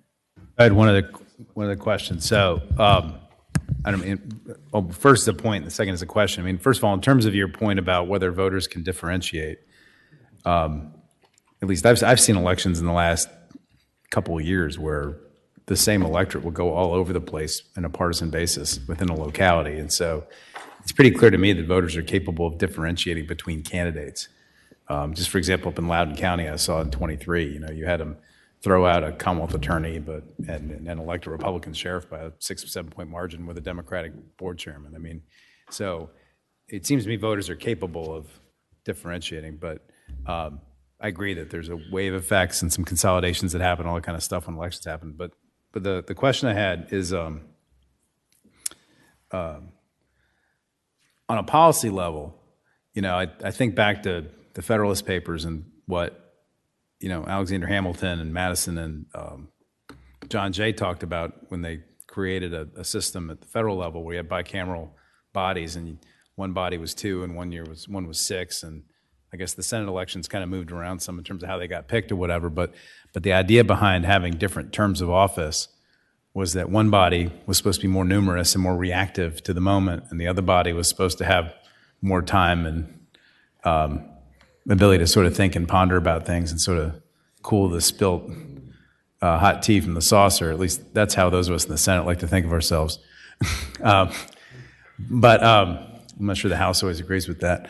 But in any event, we adopted that same kind of policy at the state level when we created 2 different chambers with 2 different terms of office. And it strikes me that part of the I think, I'm not sure, but I assume part of the policy thinking behind electing, aside from having different terms, but electing at different times, is giving the voters an opportunity to react and speak and weigh in on how somebody's doing. And so, for example, it would strike me that it might not be smart to consolidate the Senate with the governor's race necessarily, because you take away the voters' ability to put a check on the governor if they don't like what the governor's doing. Are you aware of any sort of policy considerations like that we ought to be thinking about in terms of, it's more like political theory kind of stuff than it is anything, but. Yeah, for me, it's just raising the question because you all have far more wisdom on those issues than I have. I mean, I have opinions and desires, but I think y'all have a lot more in the way of knowledge about how those things work together and whether you would want the governor chosen with the state senators or not. Let me add the one piece of the puzzle. You raise a good point about the early way that senators were chosen, but remember, senators didn't need to be popularly elected until 1913. Imagine a situation where the General Assembly selected the U.S. senator to go to Washington. Have fun with that. That's what we were looking at until 1913. Mm-hmm. So that's one of the reasons why I say even the country as a whole didn't really care about the people electing representatives until far more recently than we can imagine. That's sort of one of the reasons why we always have to be real careful when we go back to either 1776 or 1789 or lots of places in between. Right. By the same token, when we think about the 1869 Virginia Constitution, that was before the 15th Amendment was passed. All right, so you didn't have the guarantee of voting not based on race at that time. So lots of real interesting pieces of the puzzle are going forward here. And I think the notion that we care about the people making these decisions is one reason why I care so much about the structure of elections and why I know y'all care so much about the structure of elections. All right, we're going to have Wayne, who's online, and Delegate Helmer, then Delegate Bloxham. I see. My bad. Tracy Howard, you can go ahead and speak. Thank you, Mr. Chair. Question for the presenter. In your presentation, you mentioned ballot fatigue. By ballot fatigue, do you mean down ballot drop off? And has the study of longer ballots, much longer ballots, with the high elections on top and the elections becoming more local, has there been any kind of study on the effect of the down ballot drop-offs on these particular elections? There have been some. I'd have to go back into my research, and in fact, Bob may have a better idea on that one than I do. Just the general concept of fatigue is an issue. Now, there are other jurisdictions whose ballots would be far, far longer than even Virginia's if we put them all together. So I don't want to say that ballot fatigue would be a problem for us. I'm actually thinking about two slightly different questions. One is the pure length and the question of drop-off in terms of people not voting. The other is people just not knowing who they're voting for.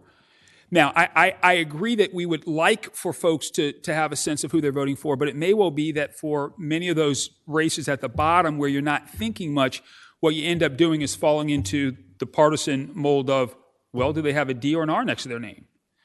Now, that may be perfectly acceptable, but it may well be part of what then happens. I'd have to look at that in Virginia a bit more because we don't have that issue right now. But that would be the other piece of the puzzle. So not just a notion that people wouldn't vote, but that they would vote without necessarily thinking about who they were voting for. And that's a qualitative question that's really hard to measure. Delegate Helmer. Yeah, thank you, Mr. Chair. Just following this vein a little bit, we've been a little Virginia focused in the sense of Virginia does it this way today, and therefore we get more focus. But as we saw in the earlier presentation, the vast majority of states, 40, more than 80%, align their elections to the even cycle. And I just wondered, in your investigation of this, I understand that the Virginia look and say, hey, we have this focus today. Is it your understanding, your contention, your studies that outside of Virginia, there isn't the same level of focus on what happens locally because of their even year elections as we have today in Virginia, or it's just not been, or also could be that's just you haven't looked carefully at that? Yeah, there have been. I was looking at a couple papers in the last couple of days where they were talking about the idea of having odd year elections was a problem, and that sometimes having odd year elections is a problem in those jurisdictions that tend to do even election years. So no doubt there can be problems in both ways. My take is part of the issue for us is because we've done it this way before, I think we have a rhythm and we're used to it. Now, is that a good thing? Not necessarily.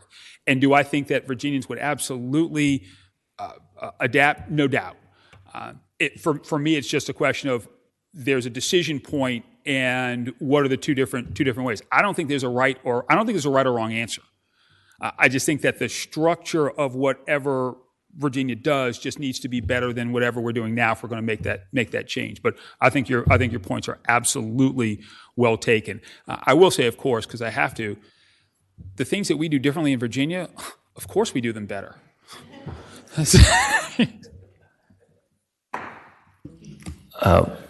If no one else has a question, I'm going to, Supervisor Schneider. So I understand the whole voter fatigue. I get that. However, I think what you're saying, I mean, if we put it all, there's going to be every fourth year, there's going to be so many candidates on the ballot that people aren't going to be educated voters. So do we want fatigued voters or uneducated voters? I think that some of that, we have to keep that in mind, and whose job is it to educate our voters? It's ours. And so maybe if the way it is right now, I think we have more time to do that, but that's just my personal 2 cents worth. But yeah, it's a great point, and certainly Senator Van Valkenburg's Commission on Civic Education is one that can think about issues along those lines. But you raise a great question in terms of educating folks.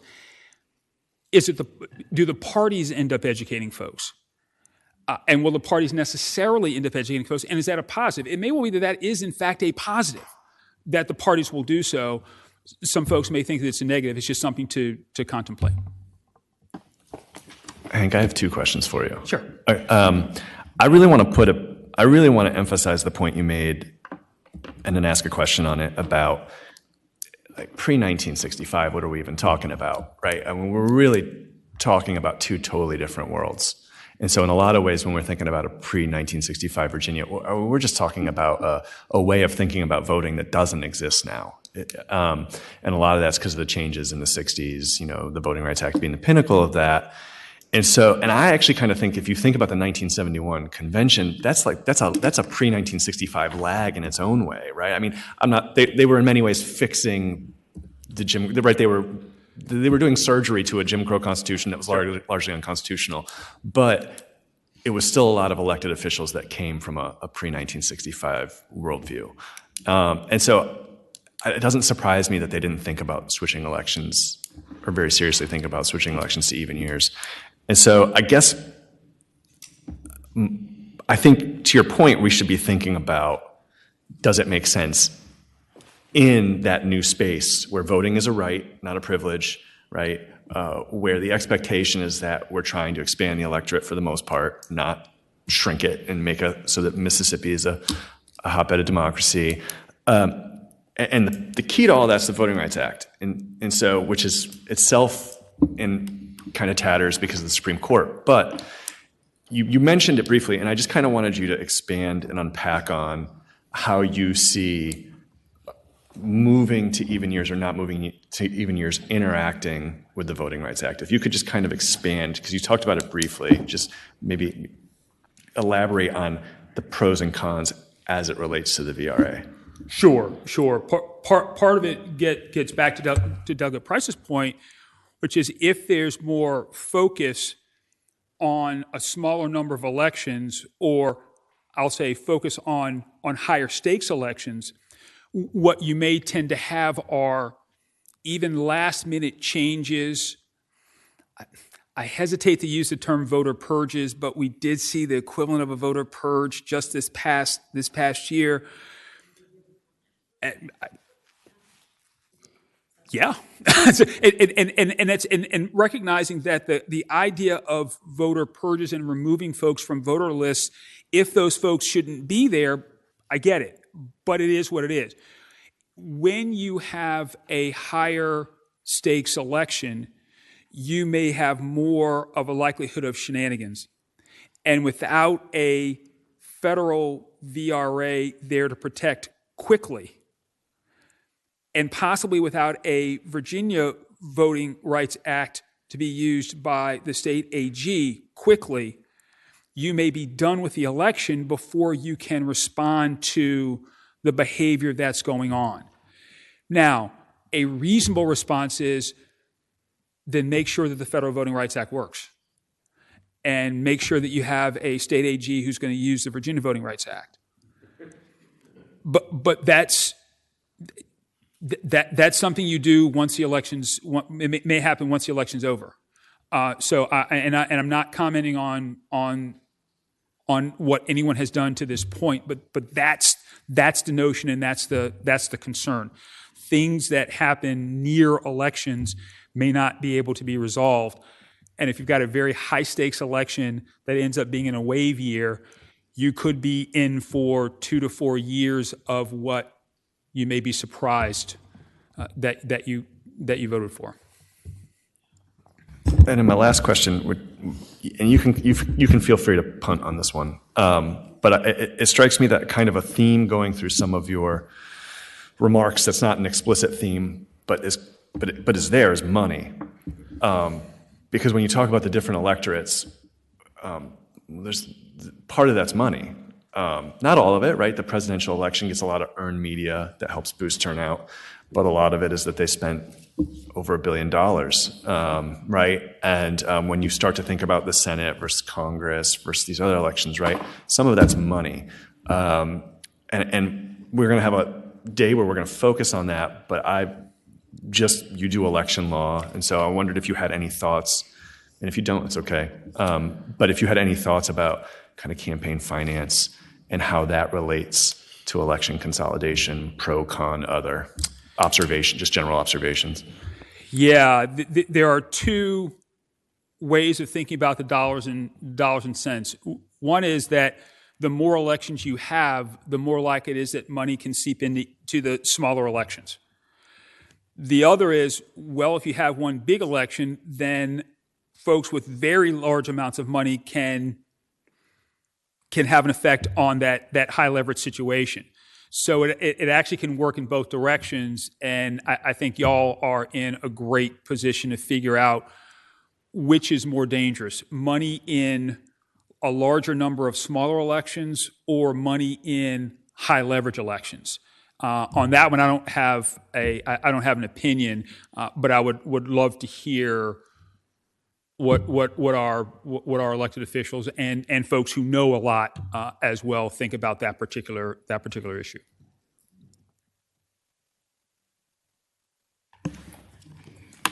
Thank you so much, Dr. Chambers. Thank you so much. Last but not least, Dr. Holsworth. Dr. Holsworth, same thing. If you could just give an overview of who you are and then just launch into your remarks. Very quickly, Bob Holsworth. I was at VCU for 30 years, founded the Wilder School of Government, and then also was a Dean of Humanities and Sciences, and do a little commenting on Virginia politics in the news media over the years as well. And I've had a number of folks here in my class when I was a professor. So especially Senator Deeds was a regular up here, and we really appreciated his willingness to do it and take the time to do so during the session, year in and year out. Very, very helpful. There's a lot that's been said, and I'm going to try to just really focus on a number of things I think that actually have been said already and give a little more depth and detail at times. So I'm going to really focus first on turnout, which has been the matter that we've been under discussion. And I'm going to talk about 4 different kinds of elections, not necessarily 5, but I think 4 is pretty good to start with. And those are presidential midterm, gubernatorial, House of Delegate elections, and then gubernatorial midterms where you have House of Delegate and Senate elections. And if you look at those elections over time, you see this pretty significant difference. And I'm just going to look over the last 15 years, from 2009 through 2024. Presidential elections are pretty consistent. The lowest turnout we had was 2024.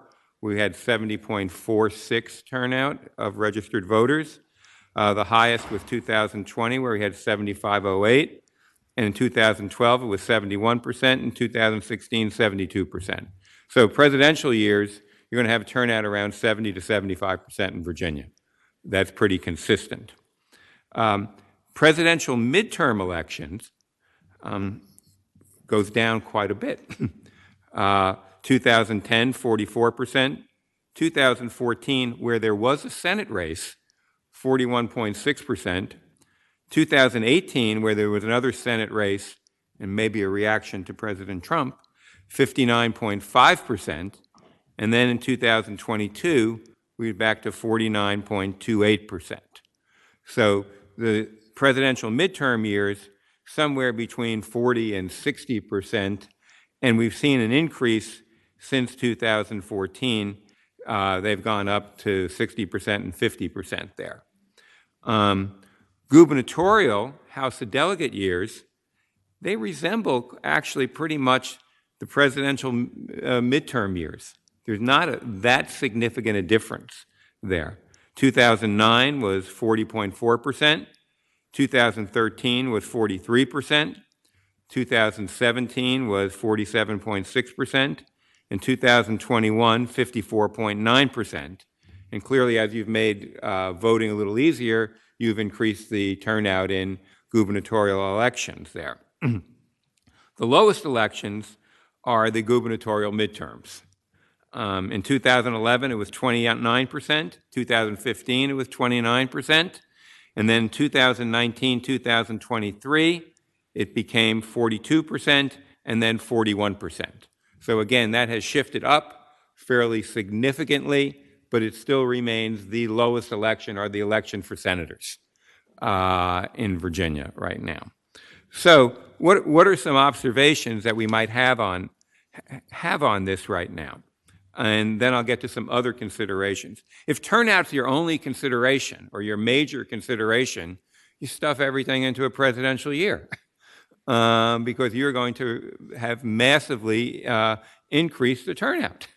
You're going to go for Senate races from 40% turnout to 70% turnout. That's going to be like a 75% increase in turnout if that's what you do. If that's your primary goal, the more elections and presidential years, the higher the turnout. Now, as Professor Chambers said as well, there are other value considerations that you might have about whether you want to separate state elections from federal elections and are you worried about the connection and the like. But that would be the case. There has not been, however, a consistent and significant turnout difference between midterm years and gubernatorial years in Virginia. That if you went to an even year election and elected the governor in a midterm, it's not necessarily that you would have a higher turnout than you're having in just a gubernatorial year. Maybe a Senate race would impact that, but we have conflicting information on that. Mark Warner's Senate race in 2014 didn't draw many people. Tim Kaine in 2018 had a much higher turnout on that front. I can't exactly explain why on that.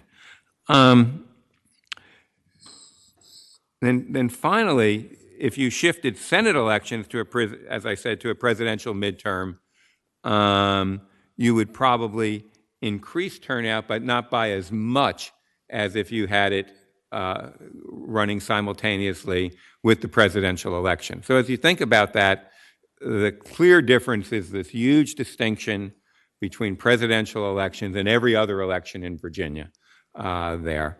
And there hasn't been that great a difference between presidential midterms and gubernatorial years. Now, those aren't your only considerations. There are other considerations that you might have. First one that I would just mention is Virginia now has a unique role in the U.S. electoral landscape because of when we have our gubernatorial election. I often call it the political pundit full employment policy on that sense, because we have it in these odd years. But Virginia's electoral cycle has enhanced the visibility and importance of the Commonwealth gubernatorial election. Everybody's looking at this nationally, and the national media, as you see, gives enormous attention to what is happening here in that. Now, that may or may not be a consideration for you, but that certainly is the case, that there's just an enormous attention because there are only 2 states that hold gubernatorial elections the year before this. And the winner of Virginia's governor's race immediately possesses an elevated national stature. Sometimes legislators don't like that on that front. But if you look at that, we've had 2 governors who became chairs of the National Party. We've had governors considered for presidential runs. We've had governors who get elected and then become the spokesperson in the presidential State of the Union address there. So we've seen this sort of elevation there on that front. And shifting to an even-numbered electoral cycle would diminish the distinctiveness of the Virginia governor's race. We would now become one of many, not just a distinctive race that is being seen as sort of almost the first election of the new cycle on that front. It may not be a huge consideration for you, but it is a consideration as well, because it really shifts what is happening and how the Virginia governor's race would be viewed. That probably also would have some implications for money in elections as well, it would be my sense. The more you move to an election even number year cycle, that could reduce the total amount of money spent on statewide and legislative elections. I know that that was an issue that was noted in your charge to the commission, that it was about turnout, and then there was something about the growing cost of elections. I'm not sure anything can change the growing cost of elections too much right now, but there would certainly be a crowding effect for dollars, to some degree. If you had Senate races, congressional races, governor races, and you're going down the list, there'd be a little crowding as everybody looks for dollars. Secondly, because we wouldn't have particularly that governor's House of Delegate race and the odd year races, it would probably, in some ways, reshape where some of the dollars come from. And what I mean by that is that the parties and candidates have become very sophisticated at seeking dollars, not only from the traditional sources in Virginia, but they go elsewhere. There's Act Blue. There's national organizations that come in and help to fund elections because we're a distinctive election. Less likely to do that if we're one of 20 states holding elections at the same time. So the sources of money would probably be slightly different. I don't know if Susan B. Anthony or Emily's List could give the same amount of money if they're being sought after by 20 states as if when they're being sought after by one. So that would have some implication in actually how you run an election as well there. And in that sense, it could provide parties with even a greater incentive to cultivate a small set of large donors and to seek candidates with self-funding potential if we thought there was less money available in general there. So I don't know exactly how that would work out, but it would be there. Finally, I think we ought to think and put the elephant in the room on the table is what's the partisan implications of this? And my sense about that is that, first of all, we need to be cautious and humble and have some humility in thinking about what they might be. And I'll go back a little bit in history and think about the Motor Voter Act, I recall when I was a young political scientist here in Virginia. The Democrats were pushing for it very much. The Republicans took the Democrats to court Ultimately, it passed, and I did a study of its implications. And the implications at the time, because most of the big suburbs were Republican, it was the people moving into the Republican suburbs. It helped benefited Republicans while they were taking the Democrats to court over the issue there. So we can be wrong in this. And the fact of the matter is that over time, things can change fairly dramatically. And to go back in history and to make a point about history that had been made earlier, that one of the reasons I think that this wasn't changed during the years that you spoke about in the 50s and 60s is that Virginia was a one-party Democratic state, but it was a different Democratic Party than it is today. It was conservative. In many ways, it was segregationist. And the Democratic Party at that time had a name. They were Virginia Democrats. And that was different from a national Democrat. And they wanted to keep those elections separate because being a Virginia Democrat didn't want to be contaminated by the association with the national Democrats at that time. Now things have kind of changed in that sense. So if we look at recent electoral history, the last 4 presidential cycles, in each of those cycles, the Democrats have won. That the Democrats have won by an average of about 5 to 7 points. The lowest one was against Mitt Romney in 2012. Barack Obama won by about 3.7.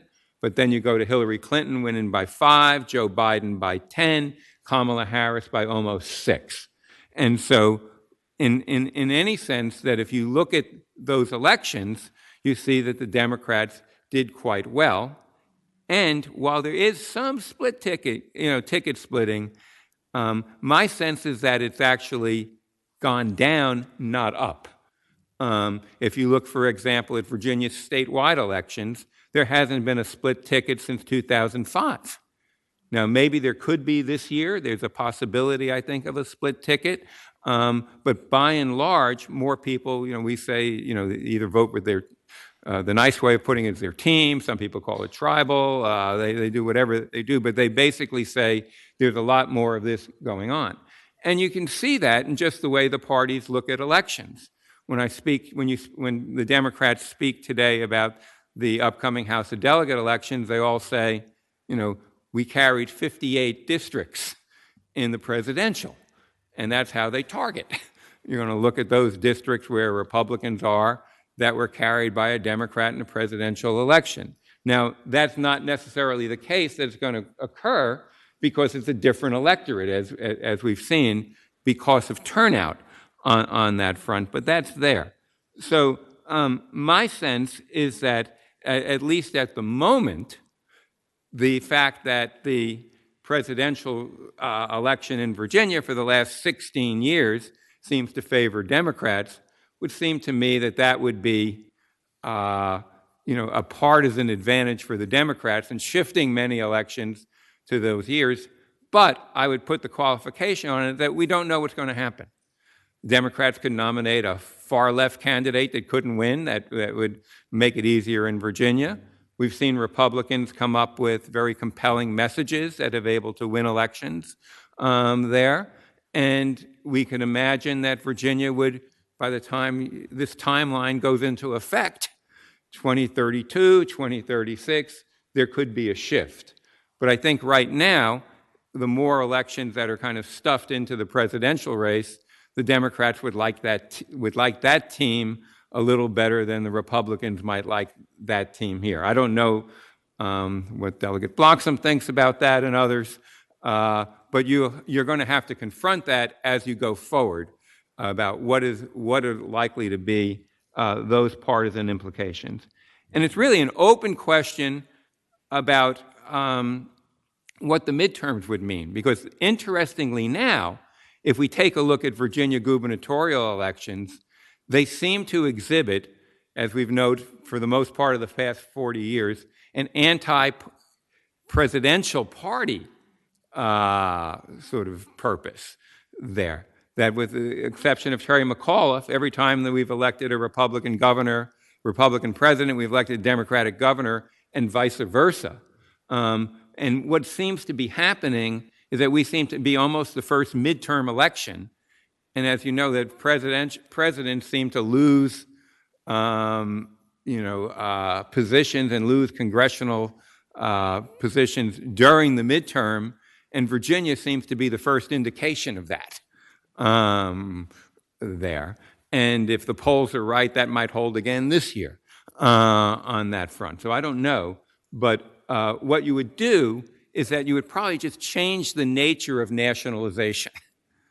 So right now it's being nationalized as sort of the anti-incumbent party in the presidency. You might make it easier to run with the incumbent party, with the party that's likely to win the presidency if you change to even year elections, particularly in the presidential year. So that's kind of my sense of where we are. You're engaged in an extraordinary endeavor here. It's going to have all kinds of implications that I haven't thought of and a lot of us haven't thought of, but it clearly would put Virginia in a position where we would resemble more states than we do today and probably lose a little bit of our distinctiveness in the gubernatorial years. Senator Servo? Thanks, Professor Holzberg. I got a couple questions. And first of all, I just want to say I really loved your book with John Milliken, who my parents spent a lot of time fighting the bird machine with back in the 1960s. So tell John I said hi. But first of all, I understand that everybody likes to talk about the presidential race and it's the marquee race and whatever, but we have thousands of other elections in Virginia or elected officials that we have to think about, right? And it drives me crazy that everybody wants to drive thinking based solely off the presidential whatever. But I mean, obviously the presidential election has big impacts on what happens. You're right. I mean, we have this reaction and whatever stuff that happens all the time. First of all, with regard to Virginia's unique role, there's no question that Virginia presents the first opportunity for the electorate to say what they think about how things are going federally. We saw that in 2009, we saw that in 16 or 17, we saw it, probably see it this year. But sitting on this side, I've also noticed that it causes a whole lot of people from outside of Virginia to come in here to try to make their point. And I'm not sure how good that is for our state when we have all this outside people wanting to come in here and spend money to make their message or make their national point or whatever it is. I'm not clear how that benefits our state when we don't have Virginians deciding or investing in Virginia elections or whatever you want to call it, as opposed to these outsiders. Do you have any thoughts about the politics of that? Certainly I think you would find candidates trying to find money wherever they can. So I don't think you would find candidates less interested in getting money from Susan B. Anthony, the National Republican Legislative Committee, or the Republican Attorney General's Committee, or Emily's List, or every town from gun safety. They would just have less money to do that and might be less visible. And sometimes they're an issue that can be negative. I mean, there were a couple of elections where I think every town for gun safety, maybe it may have cost Democrats problems because of the extent that they pay, the amount of money they put into a legislative election at times on that front. But I think you would find that there would just be different sources of money. Now, if you think candidates from both parties are willing to rely solely on money inside the state, that might be good. But I think that if you look over time, there has been more of a willingness to seek dollars wherever you can, and to seek dollars through these online groups that have a national focus as well. But I understand that there would probably be less of that if we went to even year elections, because we would be competing with all the other aspirants for those dollars. Before he asks his next question, let me just put a finer point. I think the conversation about like how state and local elections would be financed is a super interesting one, and I think we assume that state and local elected officials would try to do the same thing they do now, right? Which is, I think, wouldn't happen, right? So, for example, in 2023, when you run for the state senate, you're the top of the ticket, right? So you're the umbrella under which everybody works, whereas if it was 2026, the umbrella might be the Senate race, right? It would be Mark Warner would be the umbrella under which I would work. I think it would change the nature of how funding works. But I think I want to just like really narrow down on the point he was making and maybe see what, maybe I'm just asking the same question twice and you're going to say the same thing. But it seems to me like the point Senator Servo is making, I think, is a good one in reaction to the idea that everyone's saying, hey, if we move to even year, we're just going to nationalize everything, right? And Senator Servo's point is, well, wait a second. What do you think's happening right now in Virginia in 2025? All these groups are parachuting in because they think they can make their test case, right? It could be a right-wing group talking about some education policy, right? Vouchers. It could be a left-wing group talking about a labor issue, but they're all trying to fine-tune and sharpen the talking points that they're going to use in the next year, and they're trying to use us as guinea pigs, right? And then we have to push them off and say, we don't want to be your guinea pig. And so I think what Senator Servo is saying, right, is in some ways it would denationalize Virginia elections if we weren't unique. And I wonder, maybe I'm asking the same question. I think you change the way you nationalize, right? I think that you're exactly right. There'd be less of that because we wouldn't be the test case, the experiment on that. At the same time, if you have a presidential race, that seems to take a lot of the political oxygen. And I think there's a sense where all of a sudden people are running with presidential candidates that didn't know they were running with presidential candidates in that front. So, yeah, I think you're probably, I think it's right to say exactly that position, but I'm not sure that is going to change the nature of how Virginia races would be nationalized there. And then, at the same time, we have a state where part of the media environment's national. What in Northern Virginia, what do they cover of Richmond by comparison to what they cover of Washington? I don't know if that changes very much. Sorry. It's all right. Yeah, I mean, I'm sick of being everybody's political test tube baby or whatever we are, because that's how I often feel when the elections happen. But I also think, I mean, from my point of view, the amount of money that has come to be interested in Virginia every year because of this has become extraordinary. It's kind of hard to read the way DLS redrafted the resolution, but when I originally gave it to them, I had it in charts, so you could see it a lot easier in a chart than in a big block of text. But the spending on governor's races in 2009, $41 million was spent. In 2021, $137 million was spent. In the state senate in 2011, $37 million was spent. In 2023, it went up to $112 million. 4 cycles, it quadrupled. The House of Delegates between 2009 and 2003 went from $39 million to $94. And of course, some of those years they're at the same time the gubernatorial is, so they're kind of together. But the amount of money that is flowing in is extraordinary to fight over an $18,000 job and a $17,400 a year job, right? I mean, I think the most expensive Senate race we had 2 years ago was, I think, $12 million for an $18,000 job.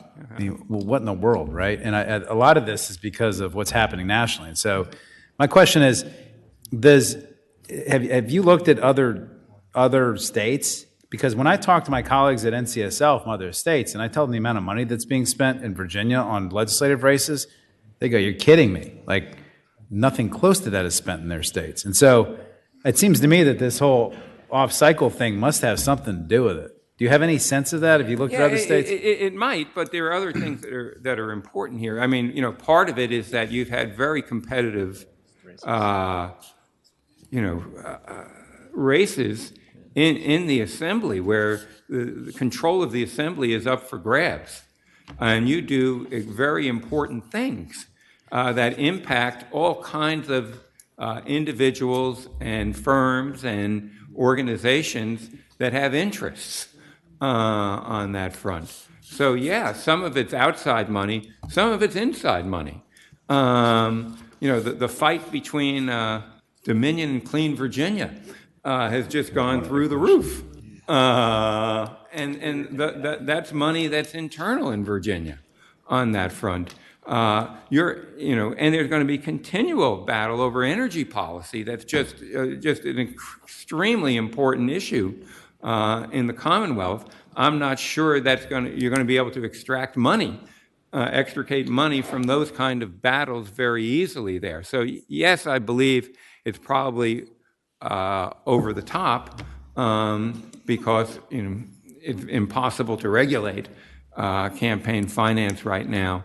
But at the same time, the kind of things that the legislature does, the impact that it has, and the organizations that are involved in thinking about it, and every year there's some new ones. All of a sudden the gaming people are here, and there's all kinds of money coming in from there. And so I'm not sure you might be able to reduce it, but whether it's going to, look like New Hampshire or Vermont, I doubt it. We're a large state that has a real impact. Senator, you have the last question. Yeah, I said one. I don't know if it's a question or it's a comment, but the other thing I just wanted to know what your reaction to is the other thing I've noticed since I've been paying attention since I was in college is that because we have this governor's race always right after the presidential, and the governor's race is always seen as a reaction to the presidential, we keep getting these governors that think they're presidential material.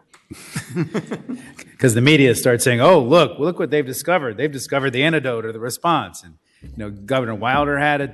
Governor McDonnell got it. Now Youngkin thinks he's going to be president. I mean, don't you think that having the governor's election, not having it right after the presidential, might mitigate some of that nonsense? We still haven't had anybody Virginia president since Woodrow Wilson. It would reduce their profile. Yeah. I mean, regardless of who gets elected this November, just think of their profile. Perhaps the first African-American woman governor in American history, or if Abigail they're already talking about Abigail Spanberger. Right. Hasn't had a day in office, hasn't been elected, and people are talking about this. So you're exactly right. But the other point I would mention is that you also have this 4-year, one-term rule that ensures that as soon as the governor gets in, they begin to think about their next job as well. And we've had that. As I said, we've had 2 governors who, during their term, took jobs as head of their party's national committee. And it's hard to imagine that would happen if that person had to run for re-election on that front there. Delegate Homer. Thank you, Mr. Chair. Mr. Chair, I just comment that in other states, you actually have to accomplish something as governor, not just be elected before you're on the national conversation for president. Just quickly, going back to the turnout question, just to ask you, and it's okay if we don't know the answer, but I'm very curious from a representation standpoint. I know we talked about turnout, but those electorates are different. And if you just have any sense to which the composition of those electorates in presidential versus non-presidential years and in what you referred to as the presidential midterms reflect the composition of the Virginia electorate versus the off and off year, the gubernatorial and midterm gubernatorial. I mean, I think typically you would find that composition in the presidential year would have wider, sort of wider participation. You would have more people who are what we call in our business episodic voters. You would probably have more people of lower income voting in that way as well. And you might have, some distinction on race, but that's not always been the case.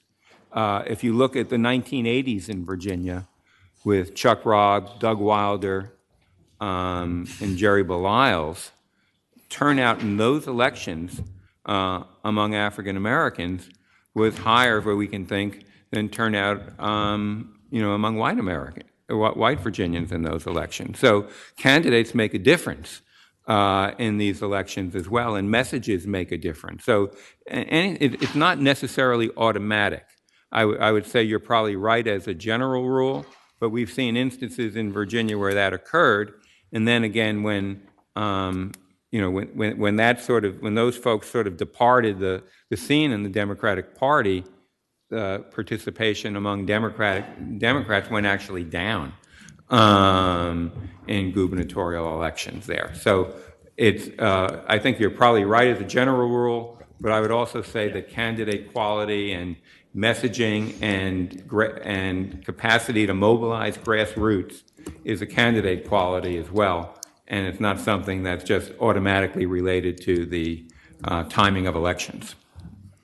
Delegate Helmer. Mr. Chair, just one other observation going back to the money issue, and I would love to get your reactions to it, which is it's twofold. One is that there probably is a ceiling in terms of the investment that is available for elections in any given cycle. And so if we're playing on the federal cycle, certainly in terms of the pot of Republican donors or Democratic donors who are willing to make investments, there probably is a ceiling. And so I would imagine we would see a diminishment.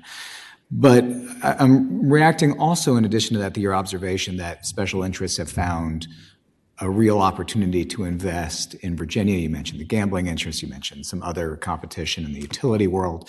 And I wonder if that is a reflection of the fact that because we don't align so much with federal trends, the belief that your dollar can go further in terms of the ability to mobilize a narrow electorate provides that dollar with more power. And so if we were to align with the federal elections in which we're more beholden to federal cycles and the 1 or 2% maneuver that exists today would be much less, the value of those dollars would diminish and potentially limit the impact of those special interest dollars and make us less attractive as a target for those special interest dollars as well. I probably would agree with that. I think there are other issues that really drive all of this increase in campaign funding as well among groups. Certainly what you do in the legislature, again, is going to have an impact, but I think that would probably overall, as I said, reduce the fund. It's crowding, as you said. It's hard to say there's a limit in the amount of money. If you look at what Elon Musk did in Wisconsin, there's no limit. It doesn't necessarily win, but you can imagine those kind of things happening. But by and large, I would think that if you're competing with 20 other states for the same pot, there's going to be less opportunity to access that pot. So I kind of think I want to kind of draft off of that question because I think there's kind of two spaces that this commission really needs to look at, right? There's a ton of information to digest, a ton of things to consider, but at the end of the day, I think there's kind of like two things that we should care about. One is kind of turnout in elections and people's voices, right? And how do we maximize that? How do we think about that? Which we've had a lot of conversation about today, and we will continue to. And I think we'll probably end up being where most people spend most of their time thinking about. But I think the second piece of it that's really important that we really haven't talked about today is governing. And I think Delegate Helmer gets at a really interesting question, right? Which is that when you have a broader electorate, when you have this broader pool of people who are running, you dampen or you weaken special interest power over legislators because the election is less parochial, right? And so there's less of an ability to sink in and get your claws into an elected official or a campaign, right? I think the other side of this that we should consider, which the last two questions have brought up too, is the executive branch and how this would encourage or not encourage good governance from the executive branch. I mean, we're not going to go to 2 terms. That's crazy. I don't know why we would do that. But when you think about the fact that every single gubernatorial election, that person does have their, right, all of a sudden they turn north. And they do start thinking about their political profile. I think it's really interesting to think about the question through the lens of if we were on that even year cycle, would they focus more on doing their job? And I'll give you an example, and then you can tell me what you think about it. and I know I'm asking you off the top of your head, but you look at someone like in Pennsylvania, where you also have a pretty divided state, a pretty purple state, similar to Virginia in that respect. You have a Governor Shapiro who I think sees it in his interest to differentiate himself.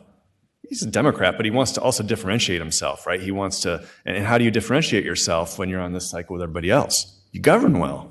You build the damn bridge, right? You do whatever he's talking about these days, right? And you focus on that aspect of governing, whereas here, it seems like a lot of times the person gets elected governor and then they go on a nationwide tour about why they're the sweetest thing since sliced bread, and every Republican should wear a red vest, or every Democrat should, do whatever. Rather than focus on that nuts and bolts of governing, because that's how they're going to differentiate themselves in that even year election when there's a lot going on, right? They're doing a dog and pony show, which doesn't help Virginia. Thoughts? Yeah.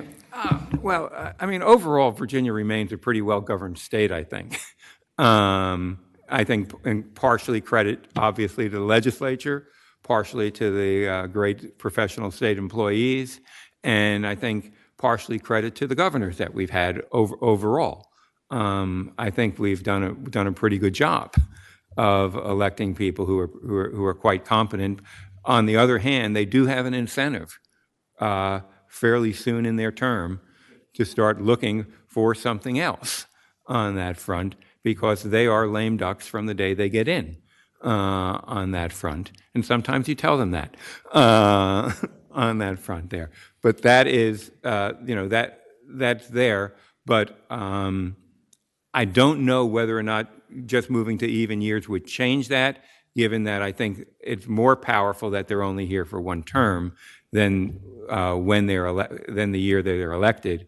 But might be good to try. Supervisor Snyder? So I guess I agree completely with Senator Serval as far as the dollars, and I think it's crazy the amount of money we spend and how many other wonderful things we could do with all that money that these special interest people put into politics. And so I guess that gets me back to, would we be better off looking, again, why we haven't done campaign finance reform? I just really, is it just because of the machine? Is just because? I think the courts have really, and Senator Serval as an attorney would know this better than I, but I think the courts have nixed this so badly, have made it almost impossible, and in fact, they're likely to make it easier, I think, this term, to funnel dollars into campaigns in ways that are difficult to see. So my sense is that the court's position about free speech, and Professor Chambers would know better than I do on this, has made it very difficult. Do you want to kind of address that issue? You're right. You're right. On that, so there. Delegate Bloxham? Thank you, Mr. Chairman. I guess more of a point for campaign finance anyway. My bill that I put in every year, which is unconstitutional, as soon as I put it in, is you can only raise money from your district. My feeling is if you can't raise enough money in your district to represent your district, then maybe you shouldn't represent your district. But I guess the other point about the governorship, I think if you had 2 terms, I think you would give the governor extended power. And right now, I think the power's in the legislature, which I kind of like. I like a limited government, and he can be here for 4 years and give us his ideas and then move on to greener pastures. But the Senate and the House are the continuation of that, I think, is a good thing for Virginia. Yeah, it has been. And, overall, I mean, what let's say this election this year is about whether you're going to have divided government or unified government in some ways.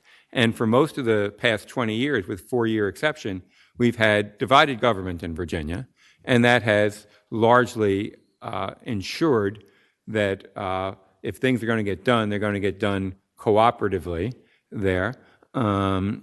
That may not always be the case, but that has worked relatively well in Virginia. There's been a lot of innovation that have occurred in legislation that, things that, public-private partnerships or that have occurred because of that cooperation when it occurs.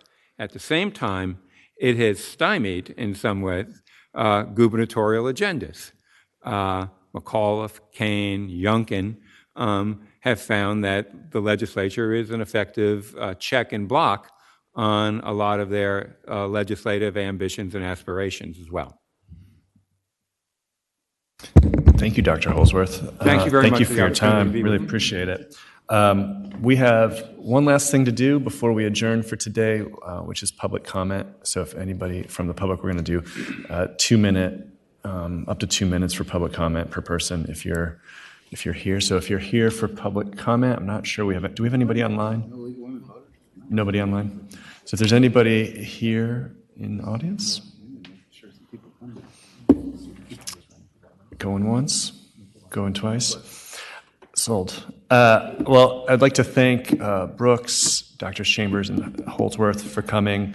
And this is a good start to get us thinking and get us moving forward. And we will be back on Thursday to talk about campaign finance law and election law with some Democratic and Republican lawyers who know a thing or two about that. So thank you, everybody. We're adjourned. This is the Senate of Virginia, Richmond, Virginia.